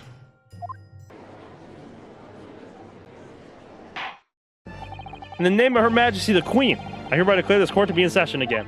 We resume the closed court hearing of Baroque Van Zykes, here present, who stands accused of murder. Now then, Prosecutor Asogi. My lord? Have you summoned the witnesses as requested? Yes, the 2 members of the Red-Headed League who planned and carried out the deception. They arrived not long ago from the prison by police carriage. I work, but me and my family are going to Florida all next week. Oh, W! You do anything fun in Florida? Florida's always a fun place to vacation. Not live. I would not want to live there again, but vacation. These 2 men are currently being held by the police on suspicion of attempted extortion. You may omit your occupations, but state your names now for the court. I am Fabien de Rousseau, a descendant of the great de Rousseau family from Nice in France. And my name is Peppino de Rossi. De Rossi. I am the 3rd son of the great family de Rossi, the landowners from Napoli. The 2 men first became acquainted at board school for European nobility. Those who graduate from Timmins are the future leaders of Europe. But, do you have any idea how boring it is to be born with noble blood? Well, Lords, I'm making my mission to get better, get a better of the world by employing the little gray cells in my brain. That is all I'm trying to do. So, that's the only reason for this whole grand deception you've been carrying out? Yes, you could say that. Got a Series S to the 3 free months of Ultimate, free Yakuza and P3 Remake. W! I don't think Infinite Wealth is gonna be on it. I think the remake is. Nice place to burn down. Oh, good. So I was right. Goddamn Finch. Not bad, eh? You have the grand ideals, but the petty plans. This strange combination is the charm of the hilarious brothers. See, Capo? Listen to me, Peppino. I have 2 things to say to you. And yeah, are you about to tell me what are your grandee advocates? Firstly, I want you to stop calling me this a Capo. And secondly, we are not the hilarious brothers. This is serious business. There it is, the Capo's trump card, the furrowed brow. It is deep. I'll Capo the furrow and the meaning of your words? The court has been led to believe that under the banner of the Red-Headed League, you have conspired to swindle money from unsuspecting members of the public. Is this true? It was a nice chill one. W, man. I'm glad to hear that, bro. What exactly was the nature of the deception by which you planned to defraud? Indoors, I will explain it. No, Capo. Leave it to me. As you see, we both have the vivid red hair, no? At school, we were teased for this without pity. Capo here, he was many times behind the schoolhouse crying out like the Trevi Fountain. One day the world will respect us redheads. Every night he would bury his head in his pillow and weep for the injustice. I'll explain the rest. The first step was the newspaper advertisement. About 1 week before the plan was put into operation, we listed the same notice in every paper in London. Yes, we saw that notice. It was this one, I believe, entitled to the Red-Headed League. Yes. I am honored to say that you've seen it. It states that the only condition for joining the league is having flame-colored hair. And that if you satisfy the interview panel and are admitted into the league, you can receive a weekly income of £4. On the date specified, red-headed hopefuls gathered in droves at a park specified in the advertisement. Fuck Harry. Crazy. Hey, Harry's a W man's, Taj.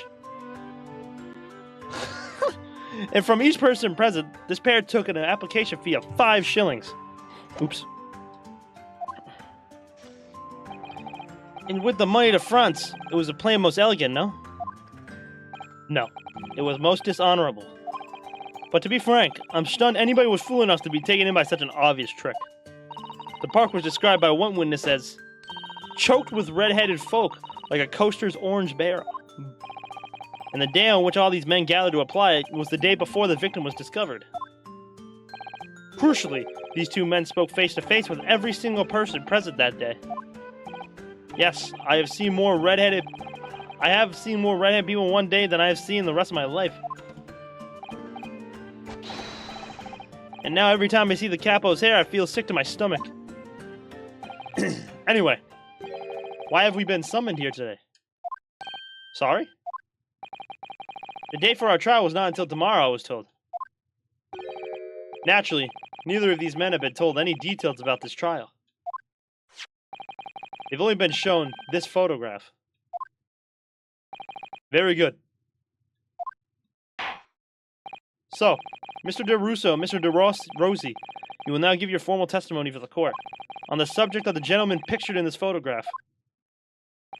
Of course, we are always ready to help with the law.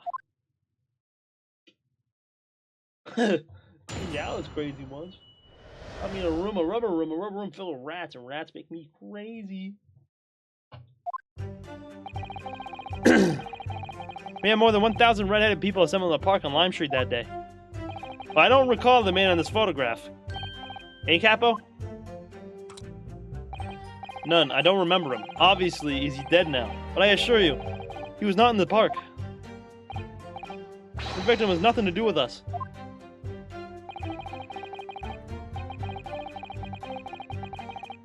You have a lot to answer for, Peppino. It is your fault that we got caught in the first place. You've given sworn testimony that this man in the photograph was not present? Can you be certain? I'm quite certain. We did not interview this man. Nobody looking like this came to the park, this I can promise. Must be noted that you have been arrested for a grand deception, however. Accordingly, this court has little confidence in your assurances. With this attitude, we get nowhere, huh? He's really sulking now. This confidential document was obtained directly from Scotland Yard. Records and entry from an inspector's private diary dated the day before the incident. It reads, Lime Street, Red-Headed League, undercover. Ah, I have the answer. Maybe there was another similar event in the park on the day in question, eh? That is ridiculous. There's no question that Inspector Gregson was investigating the Red-Headed League. Which means, it's quite possible that's when he was killed.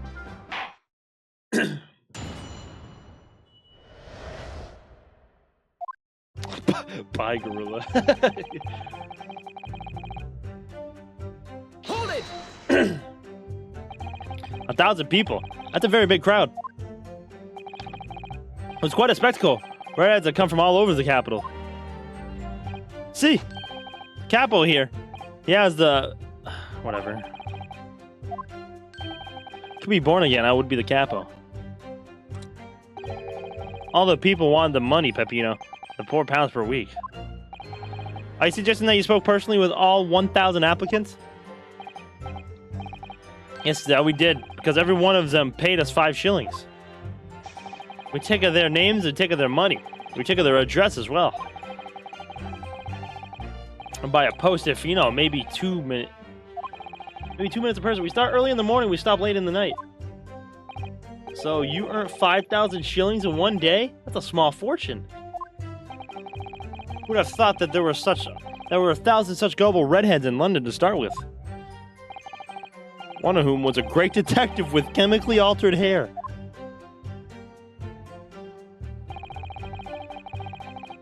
Hold it! Joel wouldn't understand. No, I don't think so. This is a wig, eh? Who's trying to trick us? I don't like the people who are trying to trick the other people. Says the con artist.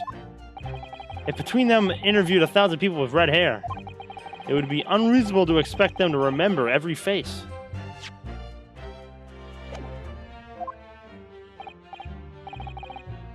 I may be... oh shit, I'm so sorry. I may be small, but my memory is very large. I never forget a thing.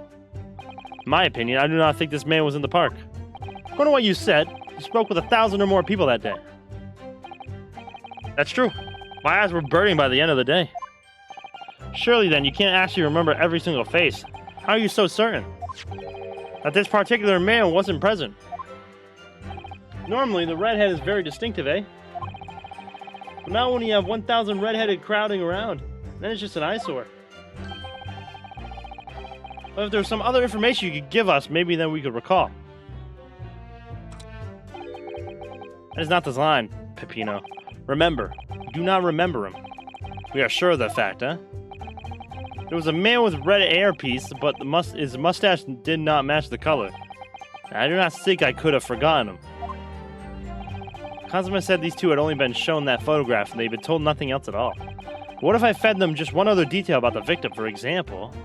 I mean, they knew Sholmes immediately.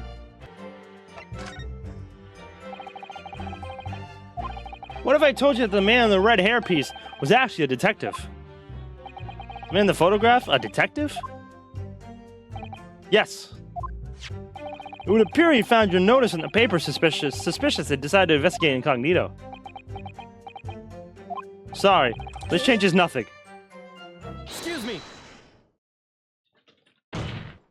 Something to add, Mr. DeRossi? Che, si. I am always adding something. Parmesan olive oil pepper. What I mean is, did you not agree with your friend's last remark by any chance? What did you just say about the detective? Yes, that. Keep your mouth shut, Peppino. You've already said enough. But why, Capo? What is the problem? There was a man who said, I'm an inspector from Scotland Yard. What? Good lord!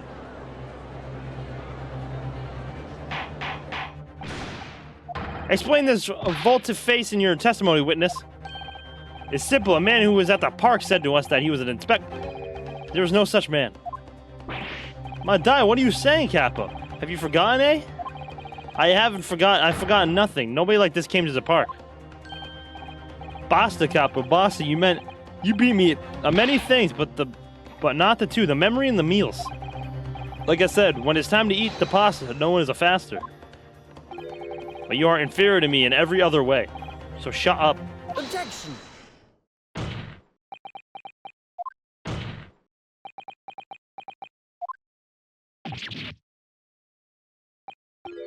Dropped hard.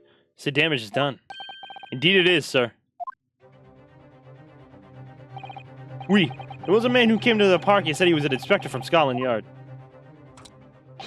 However, he looked nothing like the man in the photograph. He was someone else. How could he be so sure? Because, to start with, his face was completely different. See, it's true, it's true. The man who came was a younger.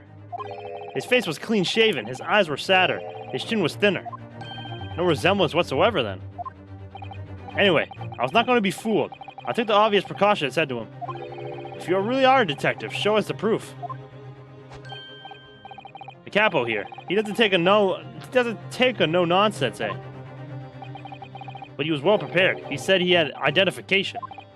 Identification? You mean official police inspector's identification? Get scammed, I have sound on? Fuck you. That is most convincing. Sorry, my lord. Counsel, no incognito inspector would offer his identification for inspection. It's quite out of the question. Definitely. Why would he expose his true identity? Clearly, the papers were fake. Certo, Capo, you are a genius. As we say in Italia, it takes a thief to recognize another, eh? And what happened after he announced that he was a detective? He became very annoying. He said, you are under investigation. So I took his papers from him and chased him out the park. It was fantastico. And look, here's the identification. So you stole it from the man? He had it coming. He made us very scared. And he was not who he said he was. Indeed, the person described does not appear to have behaved as a true inspector would. However, I believe it would be prudent for these identification patterns to be entered into evidence. Alright, who was it?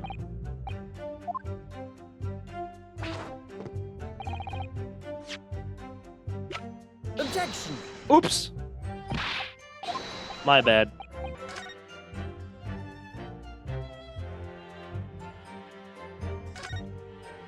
Open it.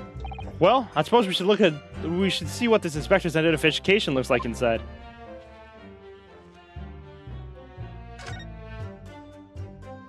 Yes, it definitely looks fake, doesn't it? Out of interest, what name is given? Probably just something plucked out of the air. It's Tobias Gregson. Wait, what? the Scotland Yard insignia. Looks genuine to me. But how? And the department identification number details are all correct as well. Since when have you known those? Do you mean to say... I know it seems incredible, but yes. I think this is a genuine identification book issued by Scotland Yard. But that's unbelievable. It's the real thing after all? Objection! I wonder, if I could ask you to examine this identification book very closely. Miss Lestrade? Why Miss Lestrade? What is your intention here, Counsel? Is this really a fake, or is it genuine? That's the question. Which we can't answer, obviously, ourselves. Objection! Don't be ridiculous. No Scotland Yard detective would allow his or her identification to be stolen. That is the boss's. No question about it. Can't be. As I suspected.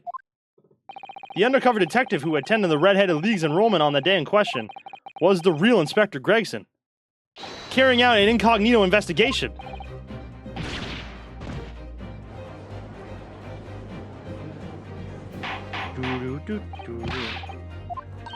But if the boss had his identification stolen, he would have reported it straight away. I mean, he was always on me about it. If you lose your summit, report it at once, he'd say. Could it be then that the inspector was physically unable to report it? Physically? Hey, what are you saying? Unable to. You're not suggesting. Yes, it's quite possible that he was killed before he had the chance to report his identification stolen.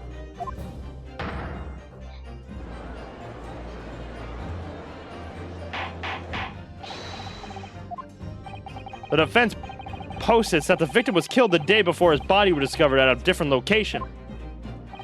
Do you two have anything to say about that?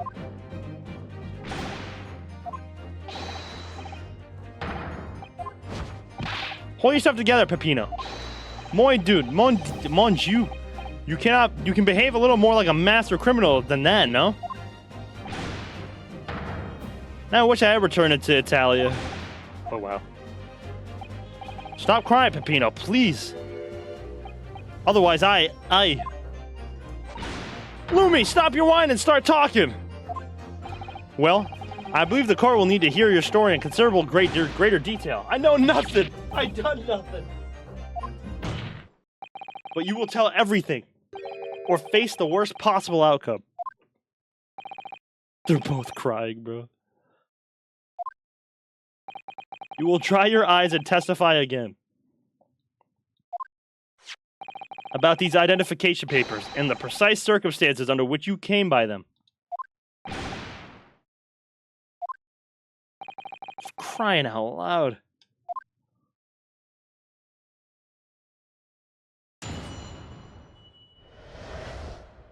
Detective in the identification.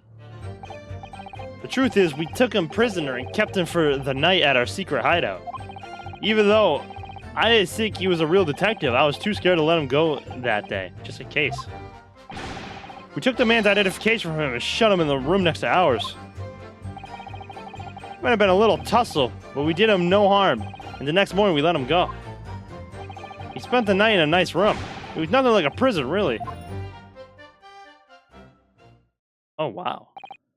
This is outrageous. You imprisoned the man? But no, see, no. It was not like a prison.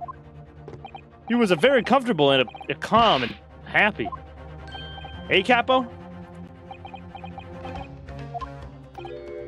It was never part of my plan. I swear it. So you think it was my fault, eh? Just because I go to the date of the ferry wrong by one little day. I'm not sick it was your fault, Peppino. I know it. No. It's not fair. You should have plenty of time for squabbling back at the prison, gentlemen. I don't believe this. How could we have been a real detective? Counsel for the defense, proceed with the cross-examination. So on the day before the incident, Gregson spent the night confined in this pair's hideout. Hold it! Do you realize what you're saying? I hate it. Must try again. Okay, but don't cry, please. No crying. You can try again, just don't cry. Do you realize what you're saying? You have to believe me, I never intended for that to happen. I'm sure the detective did not intend it either. Do you think? But there was nothing else I could do. See, nothing else. This was the first time crying for the capo. He was at the end of his wits. I told you before, Peppino, that's not the way to describe a criminal mastermind. What about this hideout of yours? An old empty house behind the park on Lime Street. We rented the place for 2 days. It was inspired by the idea by Capo here. An impulsive idea, I would say. No, not impulsive. Inspired. Hey, Capo? What am I supposed to say to that, huh, Peppino? No crying. And it was the house described that you confined Inspector Gregson, was it? Ugh, we. But you have to remember, I was under the impression that he was a pretender, not a real inspector. That doesn't quite add up, though. If you didn't think the man was a real inspector, there would have been no reason to take him prisoner, would there? You are right, but we couldn't be completely certain.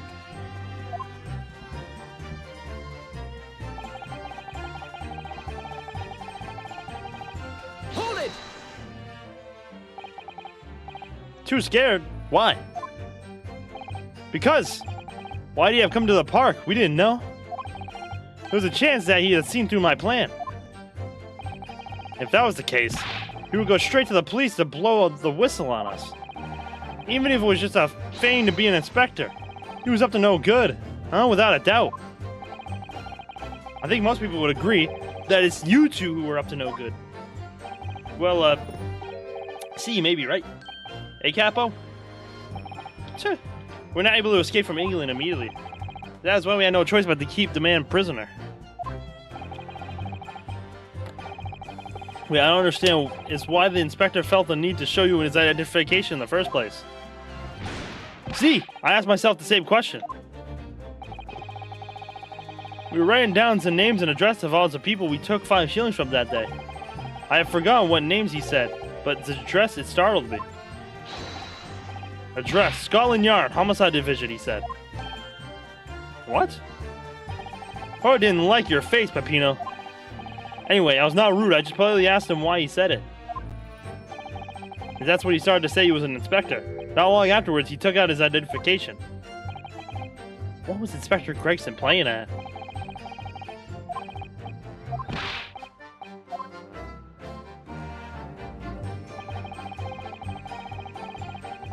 Hold it! That being this identification book here, correct? See, that is the one. What made you believe that it was that it was a forgery? I've never seen a real one, of course. But he was so suspicious, this man. Or I was thinking, must be false. Eh, Capo? It was just as Peppino said. We were convinced it was not genuine. And so together, the hilarious brothers, we took the man captive. All we did was shove him inside a locked room. The man was preparation to transfer all his money. In for a penny, in for a pound.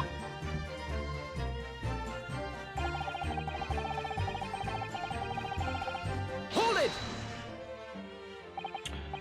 What do you mean by a little tussle exactly? Oh, if it was nothing, just a minor incident. The fossil inspector was a real piece of the work, eh, Capo? What happened? It was a disaster. We gave him a nice room, and what does he do, huh? In the middle of the night, he tries to escape through a ventilator. Can you blame him? We chased him, bien sir, and we caught him again. Can you blame us?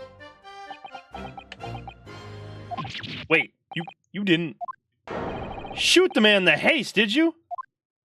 Who do you think we are? Of course not. I simply caught hold of him again and took him back to the room. Oh. Excuse me. Uh-oh. Mr. DeRosie, is something wrong? Aye? Me? Something Mr. DeRusso just said seemed to make you, seemed to make you act even more strangely than usual. What was all that about? You'll want to have the capo after you, believe me. And I speak from a personal experience. Personal experience. That's enough, Peppino. There's no need to say more. The truth is, the night before we put the red-headed league plan into action, I was scared. It was not fair to the capo, but I tried to run away. It's a shame he didn't manage it. But the capo here, he came after me like the turbine. He dragged me back to the house, kicking and screaming. I still have the bruises to prove it. Eh, capo? Bruises, you say? Ah, you want to see? You want to see my fantastical bruises? That's enough now, Peppino. No one wants to look at any part of you. What did the do? I want to show you, or I don't. I show you, or I don't. You do now. If everybody wants to see, then I do it. You see? It's still very visible, eh? That red ring around your neck. The gossip guy had that around his neck. You got that when you were driving back to the house? See, the capo sometimes he's very rough. I said that's enough. Pino's neck has nothing to do with what we were talking about here. Yeah, my word. Yes. What is your opinion, counsel? About this red ring around Mr. DeRossi's neck, I wonder, does it matter? Pour in. Mr. DeRossi, I'm going to have to ask you to amend your testimony with details about that mark on your neck. Hey, Capo, you see? Everyone is interested in what I say, huh? So the day before his body was discovered, Inspector Gregson was taken prisoner while working incognito. No, it was not like that. It was already a prison. It was an invitation to stay. It was homely. However you describe it, there is one glaring inconsistency that remains. What inconsistency is this, counsel? I would like to ask to look closely at this photograph of the victim, Inspector Gregson. You will see that there is no red ring around his neck. Eh? But that makes no sense. It was me who took the collar off the man in the morning. And I saw red bruises on his neck, just like I have. Given that mark is still clearly visible on this witness's neck. We'd expect to see bruising on the victim who was put in the collar more recently than Mr. DeRossi. Indeed, that's most peculiar. What will you tell you, huh? We say this from the beginning. Many times. Peppino's right. The man in the photograph is someone different to the man we held captive that night.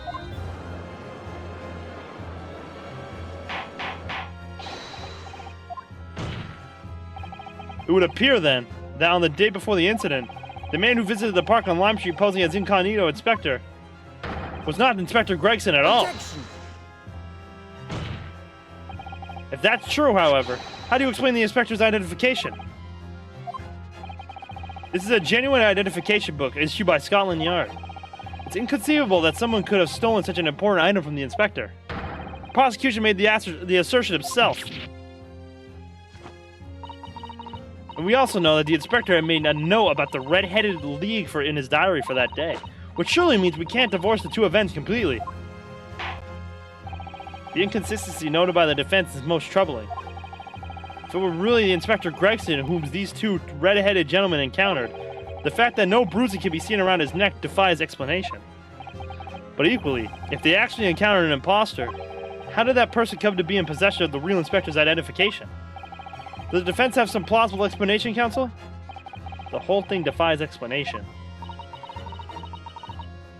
It is for precisely these occasions that we keep meticulous notes in the court record, Mr. Naruhodo. This motherfucker, bro. He's Peppino's 25? What? I thought Peppino was a kid. Because those are the facts, and the facts cannot lie. No, the facts can't lie. Even when they point to something as incredible, it's almost unbelievable.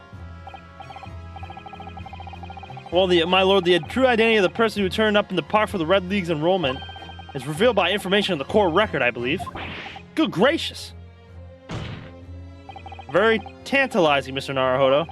Why don't you help us all to see whatever the truth is that you apparently have seen? Who exactly was this inspector that appeared before Mr. DeRusso and Mr. DeRossi? Though it seems incredible, I admit, the undeniable facts point only to one thing. since no bruising can be seen on the victim's neck. The person whose two red-headed men, holy shit. Try to say that 5 times as fast. Red-headed men. Two red-headed men, I should say. Took prisoner that day cannot have been Inspector Gregson. In other words, your whole argument up till now has been a waste of time. Objection! On the contrary, I haven't finished. What? There's no bruising on the victim's neck. So the question immediately posed next is, who exactly was this man in the park on Lime Street found to be carrying Inspector Gregson's identification? See, that's right. We tell the same story every time. Whoever this man was, the capo dragged him from a pillar to a post with the dog collar. I'm not so harsh as you say, huh? So who was that falso inspector, eh? Who was he? Clearly, the defense has an idea about that. About the true identity of the man these two imprisoned that night. Alright, come on. Take that! Gossip. Goodness me, isn't that one of the witnesses who was in the stand in this very courtroom earlier today? A nameless man whose only occupation appears to be peddling hearsay to passersby. Objection! What on earth would a street seller be doing with a police inspector's identification papers? Witnesses? Is this the man or not? What has happened to his lip? Ah. See, this is the man. Not for the Red-Headed League, eh? He's looking a very twisted lip league, no? Perhaps rather than making such a rash claim next time, you should bite your lip instead. It seems improbable, yes, but one undeniable fact remains. During his testimony earlier, I noted something around the man's neck. A red ring of bruising. Eh? What? The defense demands that Mr. Gossip be brought back to the stand.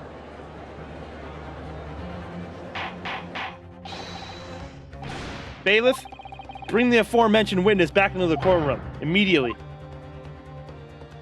You a bitch like. Shut up, Bacon.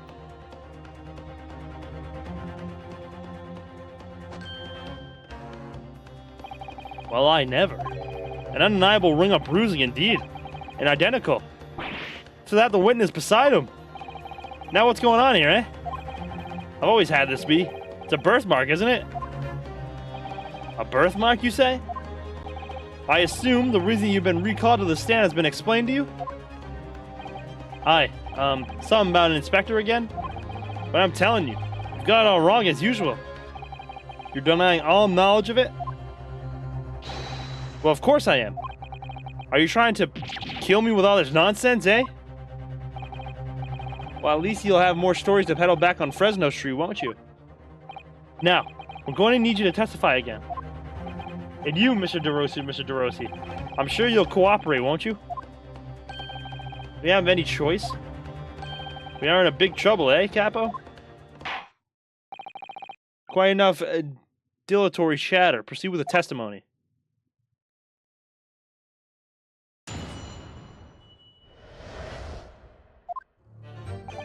The man who claimed to be an inspector that day was definitely not this man. That's right, see, you'd think we would have forgotten the grand lips, huh? I never leave Fresno Street, alright? I've no interest in any red-headed league. I'm alone in the world, me. I've no kinfolk or nothing. Why would I be involved in something like that? Just look at me, eh? Does it look like I could carry off a disguise with a face like this?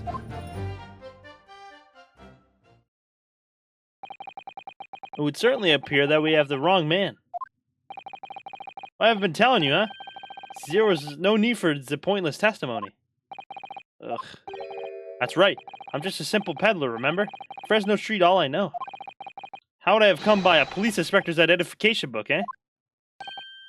Well, yes. That's hard to explain, but...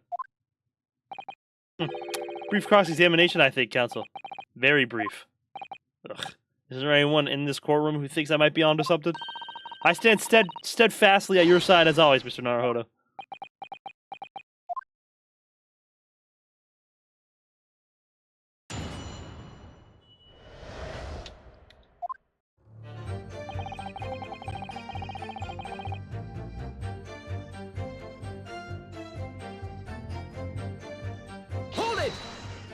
trying to think.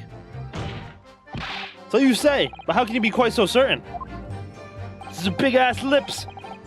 There's no need to turn your hands on the deck once there. Surely there's no reason, obvious none.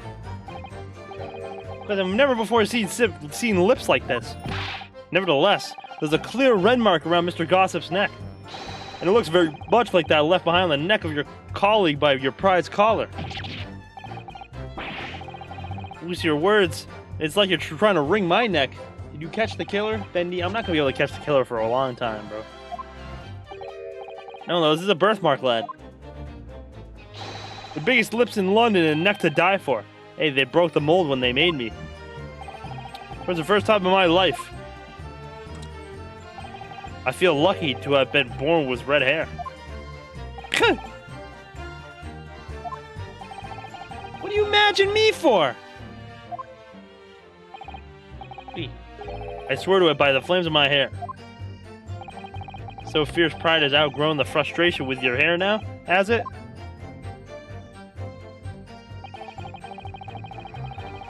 Hold it! Well, yes, I don't imagine I'll forget those lips in a hurry either. That is what I am saying. For some reason, it makes me want to eat. How did Fabian call it? An eclair? You know, I've never seen the hair as black as yours before either. Likewise, I've never seen red hair like yours until I came to Britain. See, maybe it's a national trait, huh? Maybe all the people from this man's country have the grand lips. No, lad. I was born right here on Fresno Street. I've never left. That is the problem, sir. Catch him already. I'm trying. Why do I feel like that's a lie? In any red-headed league.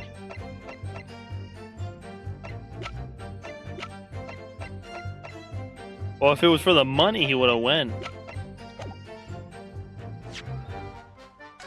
I'm trying, Bendy. Damn. Hold it! So, you'd heard of the red-headed league, had you? Faster! Shut up! You don't get a name like Gossip for nothing, eh? My business to know what's going off in town. I sold that tasty tidbit to a few I'm sorry, I didn't mean to yell, Bendy. A few redheads that came past me.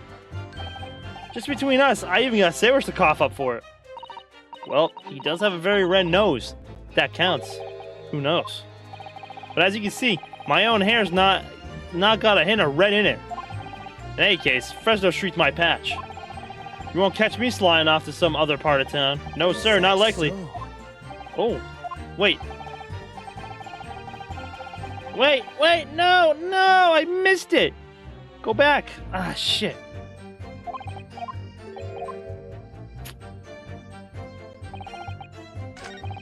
Hold it!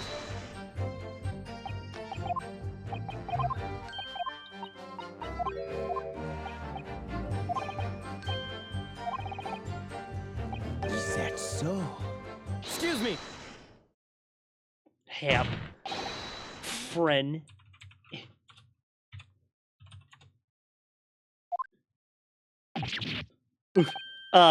Oui? Can I help you? Did Mr. Gossip's words just now lead you to remember something relevant, perhaps? It was the other day when I was looking for a place near the park. A small house or something. To the headquarters of your Red-Headed League, yes. I visited a housing agent on Lime Street, and there I saw him. This man was paying money to see the agent. What?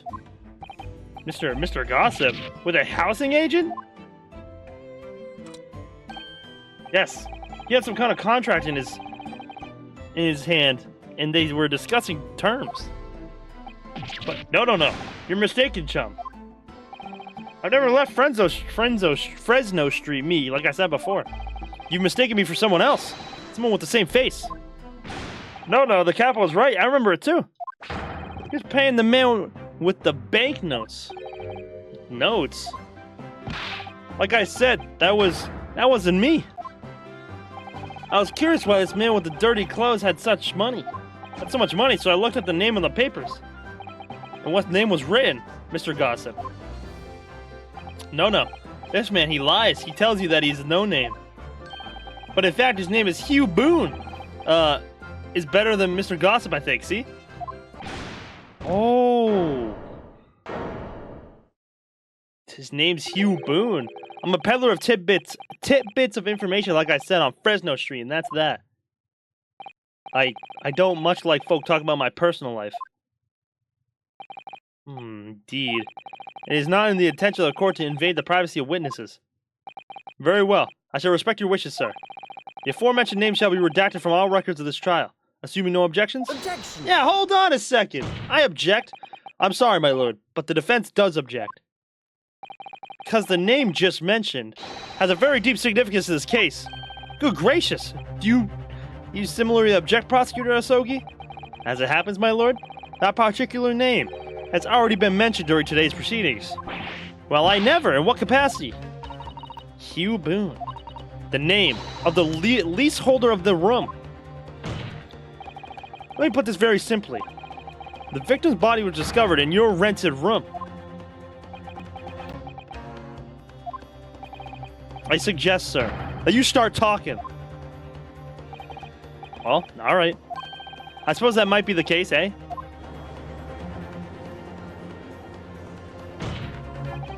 So your real name is Hugh Boone?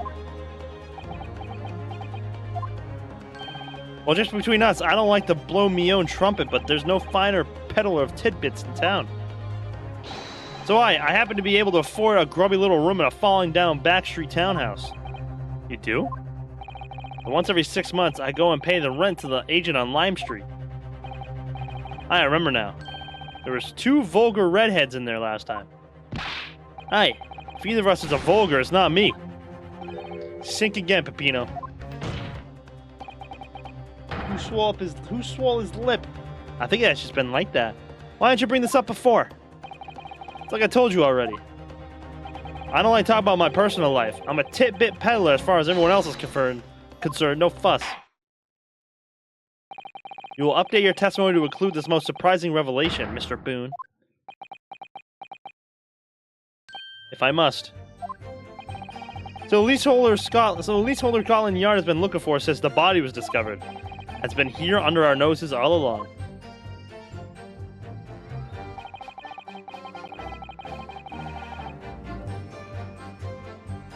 Hold it! So, you live in that room presumably, do you? No, I don't live there. What do you think? There's no bed, is there? Just a desk. Then, why would you want to rent it? Well, I don't think I should have to say, really. And how about the notice board in there? Which was covered from top to bottom in confidential documents only the police should have access to. Ah, no, that board's not mine. The inspector must have brought it along. It's only the other bits and bobs that belong to me, the desk and the chair and that. People don't generally carry enormous notice boards around with them. The real question is, why was the Inspector Gregson killed there in your room? Well, obviously, I'm not the faintest idea. I mean, it's causing me no end of bother, to be honest. And it seems to be that Mr. Boone, would rather as little is known about his room as possible for some reason. Yes, it doesn't come across that way. And more importantly, knowing that the scene of the crime is actually his room completely changes things. In particular, there's one part of his testimony that's really bothering me now. That's how I'm finally going to undo this, man.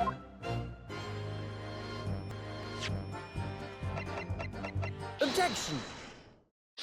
If you have no kinfolk, as you put it, then explain why is it that among the space furnishing we found this photograph in the room? Ah! I presume as you've been renting the room, that this photograph belongs to you, does it not? Oh, well... Mr. Boone, drop the pretense and tell us the court exactly who you really are. I don't know what you mean. I'm a peddler. I keep telling you so. You really don't need to bother with me. Please, just leave it alone. Oh wait, this song is fire, bro. As the man says, leave it alone. Whatever the truth is about this man's life, it has no bearing on this case. Because it's simply not possible that he impersonated Inspector Gregson. Objection. How can you be so sure? Just look at the man. No amount of disguise could ever hide those unmissable features. Objection. But what if we were to look at this the other way around? What do you mean?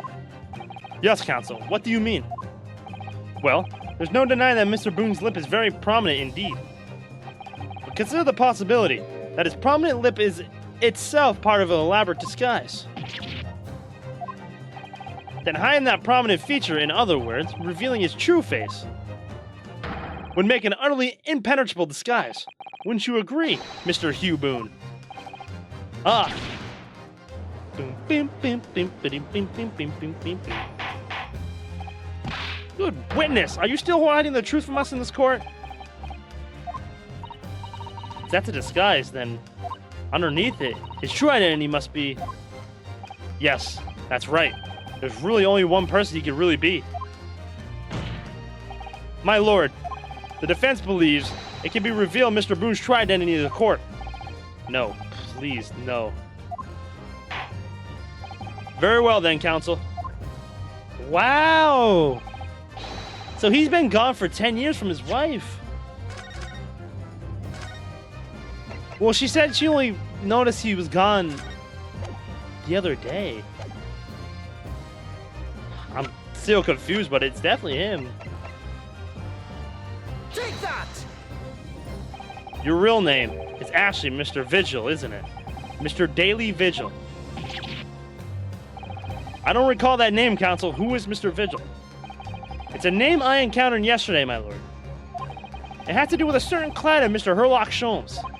A young gentlewoman came to the detective, asking him to locate her missing husband. The woman in this photograph, in fact, this is Mrs. Vigil. What? From what I understand, you haven't returned home since the night before the inspector was found dead. Oh. But of course, on that night, you were being held captive by the two red-headed leaguemen. And last night, you were put up by the prosecution in service in preparation for testifying in this trial. Because we've been led to believe that you, Miss Venus, and Mr. Sandwich are all homeless. Being important witnesses in this case, we need to know where we could find you, of course. And that explains why you've not only been able to return home, but also unable to contact your wife, who's been beside herself with worry waiting for you at the Vigil residence. Now, just hold on a minute. I don't have the first idea what I'm talking about. Really? It's a simple enough matter to confirm my suspicions.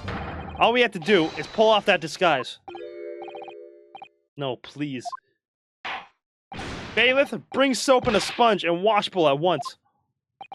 Mr. DeRusso and Mr. DeRosa, you will restrain the witness.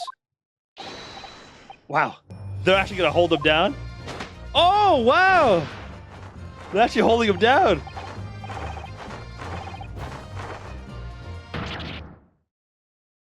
Oh, wow, they actually had them hold him down. That's funny.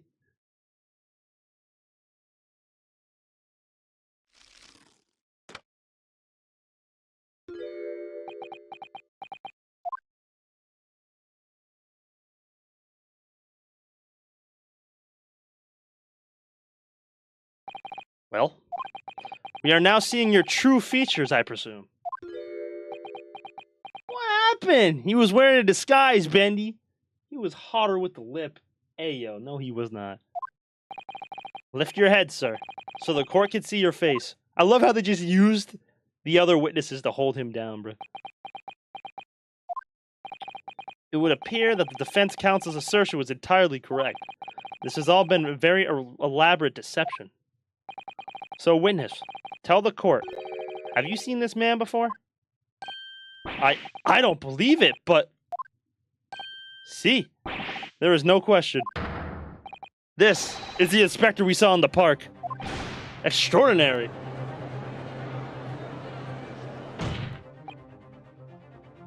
On the day of the Red-Headed League enrollment, the man claiming to be Inspector Gregson who appeared before Mr. DeRusso and Mr. DeRossi in park was you disguised as the inspector, or rather, was posing, as the inspector in no disguise at all.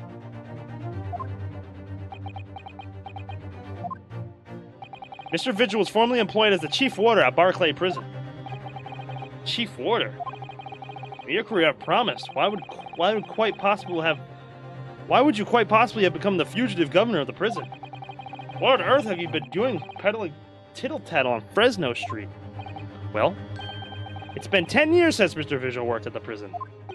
10 years.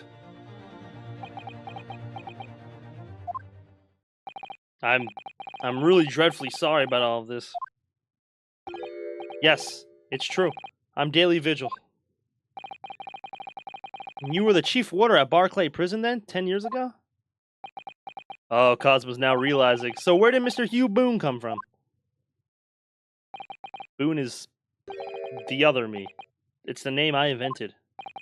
Well, evidently, there is a great deal under the surface here. I'll explain everything. I'll tell you just how wretched my life has become.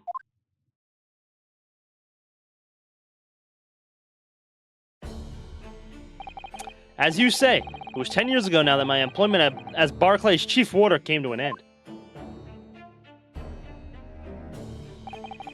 Having left the prison service, I searched for some new occupation by which to earn a wage. But times were hard in London, and I found no suitable engagements at all. In desperation one day, I turned my hand at selling wares on Fresno Street. But your wife appears to know nothing of this. She still maintains that you are a chief warder at Barclay Prison. I was utterly determined that my wife should not know of my failings, which is why I've never told her. I opened an account at the bank under the name of Hugh Boone, and rented the cheapest room I could find on Fresno Street. The scene of a very crime we're investigating. Yes, that's right.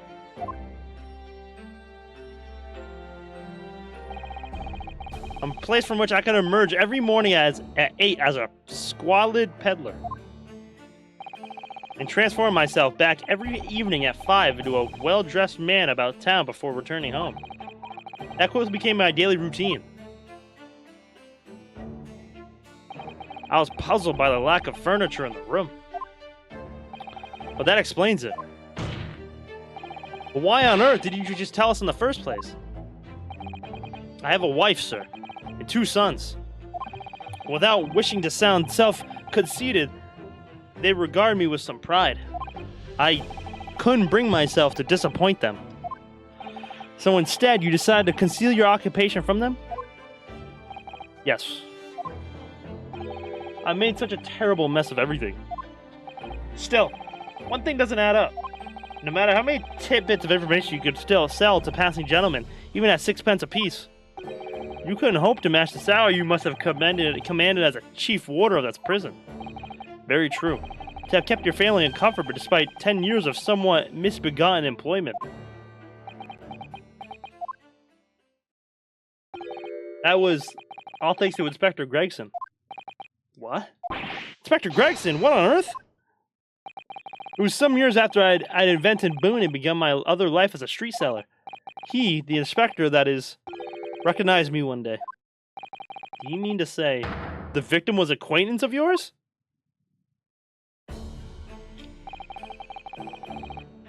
I knew it from my time working at the prison.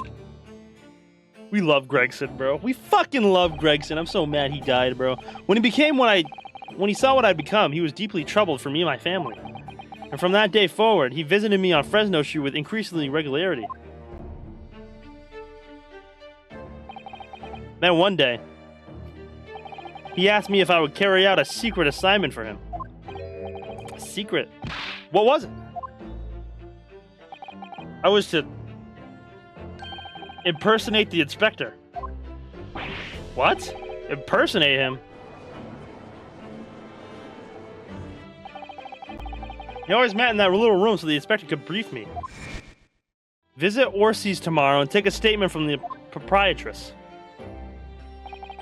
It was always something along those lines. Surveillance work, interviewing people. On those occasions, he would lend me his identification so people would believe who I was. My instructions were to make an impression, to let people know that Inspector Gregson had been at work. And for those services, he compensated me financially. At Scotland Yard, Inspector willingly relinquished his identification into your care with intent to deceive? That, as I'm sure I need not to point out, is a very serious criminal offense. But why? What was the point of you impersonating him? I truthfully do not know. All I can say is that the inspector warned me on numerous occasions. Now remember, Vigil, I need your solemn word. You do not blab about this to anyone, alright? Ever. Even if I end up a croaker.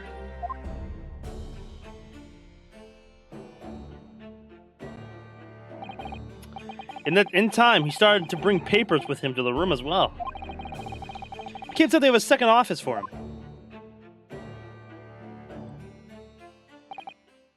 So in fact, the person who declared himself to be Inspector Gregson at the park on Lime Street was really...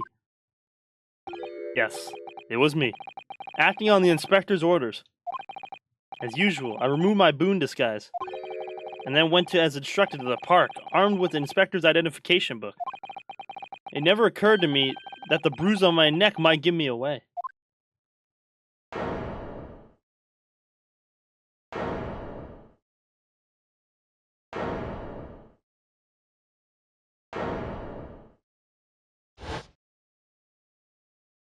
Wow.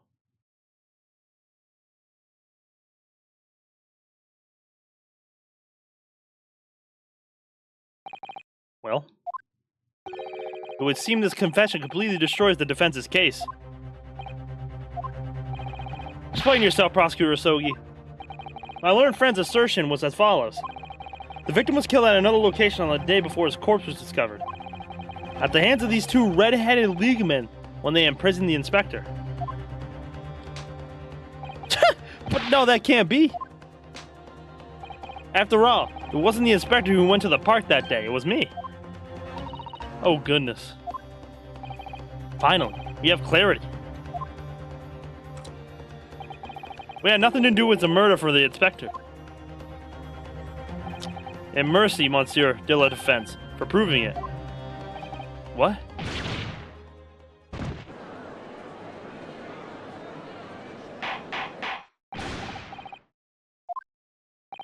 Indeed, it would appear that we have reached a de facto conclusion of sorts. These witnesses had no involvement in the murder of the victim, as proven, somewhat ironically, by the defense. Ugh. I hereby call an end to the cross-examination. Hold it!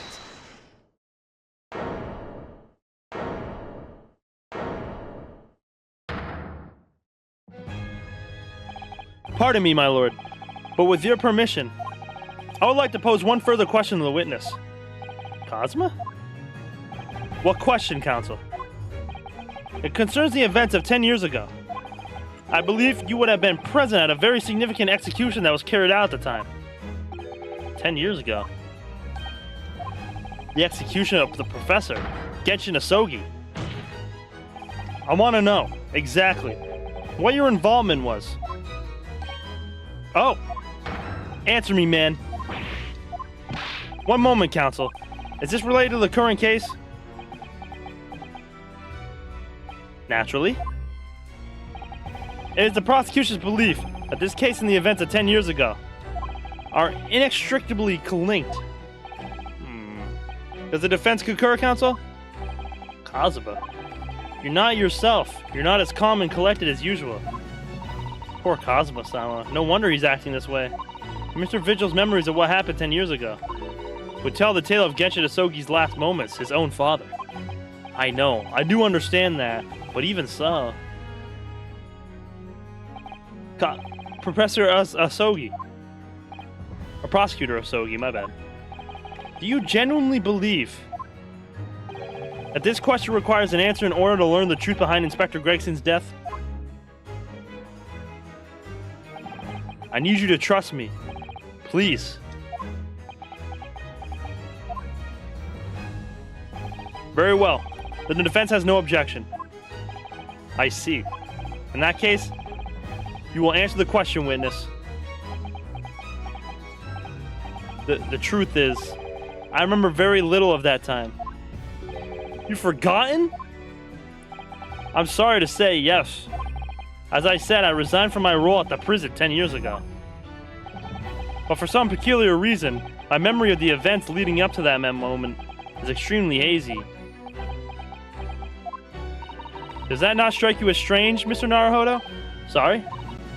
Well, 10 years ago is a long time, but to have forgotten the reason why he left such an important job, yes, you're right.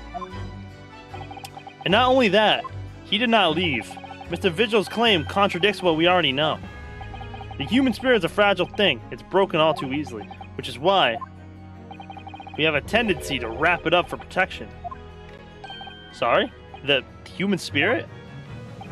I'm afraid I don't understand what you mean. When we experience pain and suffering that we feel are unable to bear, we block it out, obliterate it from our memories, seal it away. But it never truly leaves us. If the seal is broken, the memories resurface. And when they do, that fragile spirit may finally be crushed. But I really don't. Kazuma-sama. But if it must be crushed, then so be it. Because the truth will not stay buried. It's coming out, one way or another. Right. Now I understand. It's clear what his intentions are. He means to expose the truth at any cost. Perhaps if I pointed out the contradiction in what Mr. Vigil claimed earlier, it might cause some crucial memories to return to him. But should I? Should I present the evidence or not? I mean, obviously we gotta do it.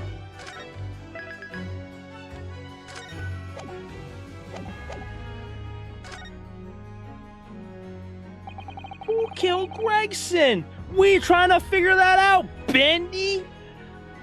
That's the whole point. But this is a court of law and I have duty to pursue the truth. Mr. Vigil, I'd like you to look at this.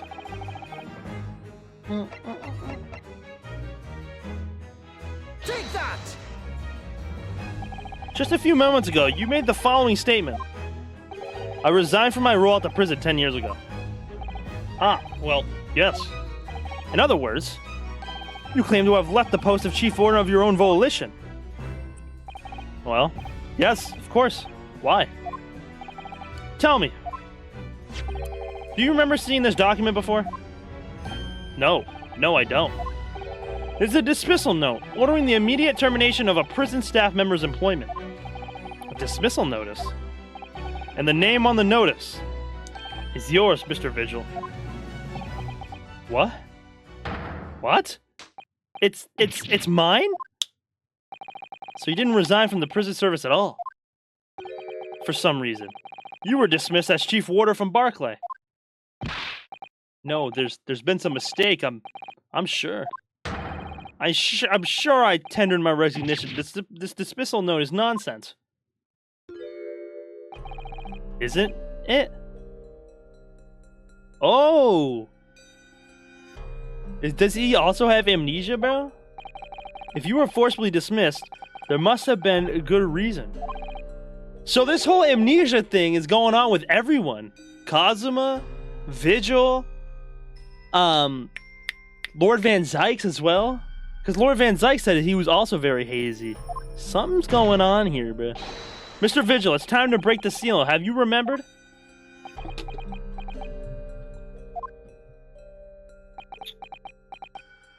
According to the few remaining records, the final execution that you supervised was on 17th of June, 10 years ago. And on that day, something very serious took place at Barclay Prison. The 17th of June? Was that the professor's execution? Professor? As you were the chief warder at the time, it stands to reason that you would have been present throughout the proceedings. It does sound familiar. And yet, that execution never took place. The convict, ostensibly executed earlier that day, later re-emerged from his grave. A convict came back to life?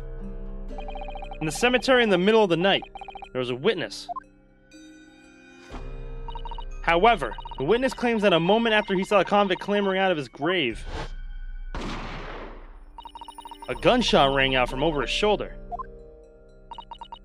And the bullet pierced the professor's chest, killing him instantly. Those may have been the professor's actual last moments. Yes. Yes. Seeing as you were in charge of overseeing executions at the time, you must know the truth about what really happened. It's in your head somewhere deep down. Well, Chief Warder and Daily Vigil? I know there are memories in your head that can explain what happened on 17th June 10 years ago. And now it's time for you to drag them up. Mr. Vigil?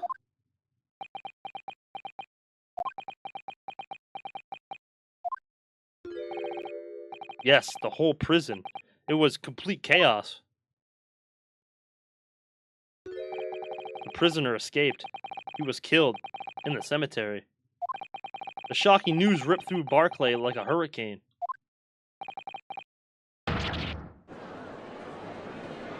They're poisoning the water to make us forget that they turned the freaking frogs gay! Get 'em!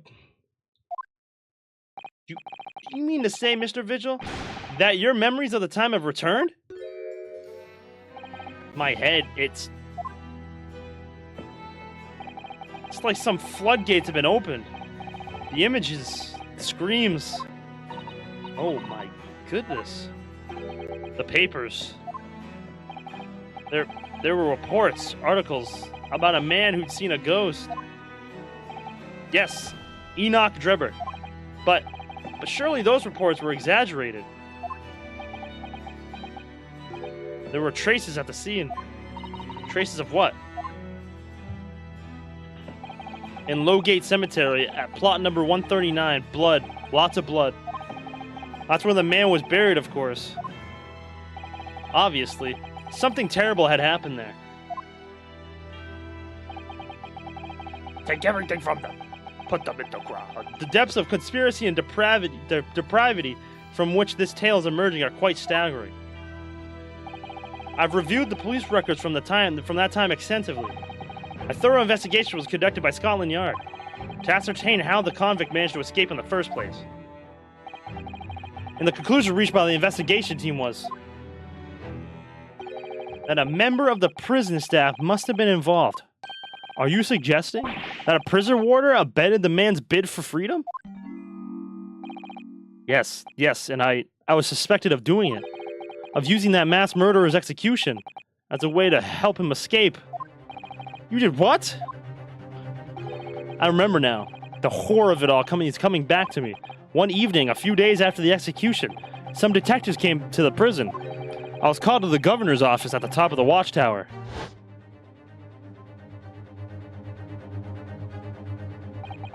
I'm sorry, Daly. This is a serious business, but I cannot help you none. As Chief Warder, you were responsible for overseeing the execution of four, eh? Well, it seems the fellas at Scotland Yard want to have a wee words with you about it. You better pack your things, laddie. You're to attend in person. As soon as he told me that, my mind just went completely blank. And the next thing I knew,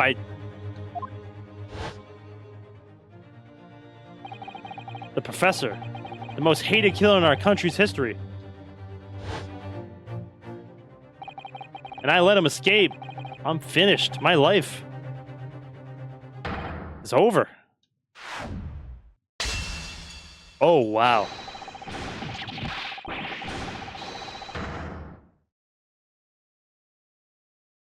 Oh, wow.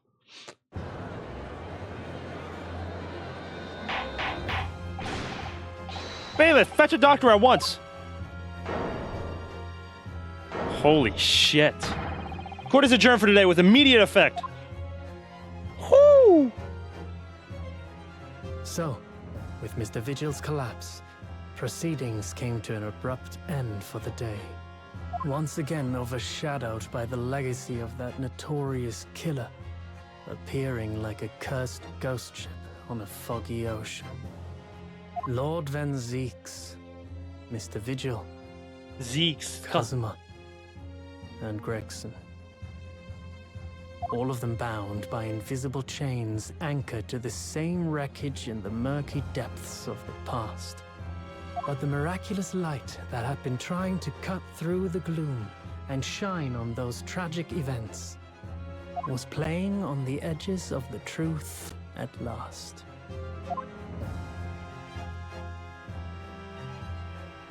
Holy shit, bro. Holy shit.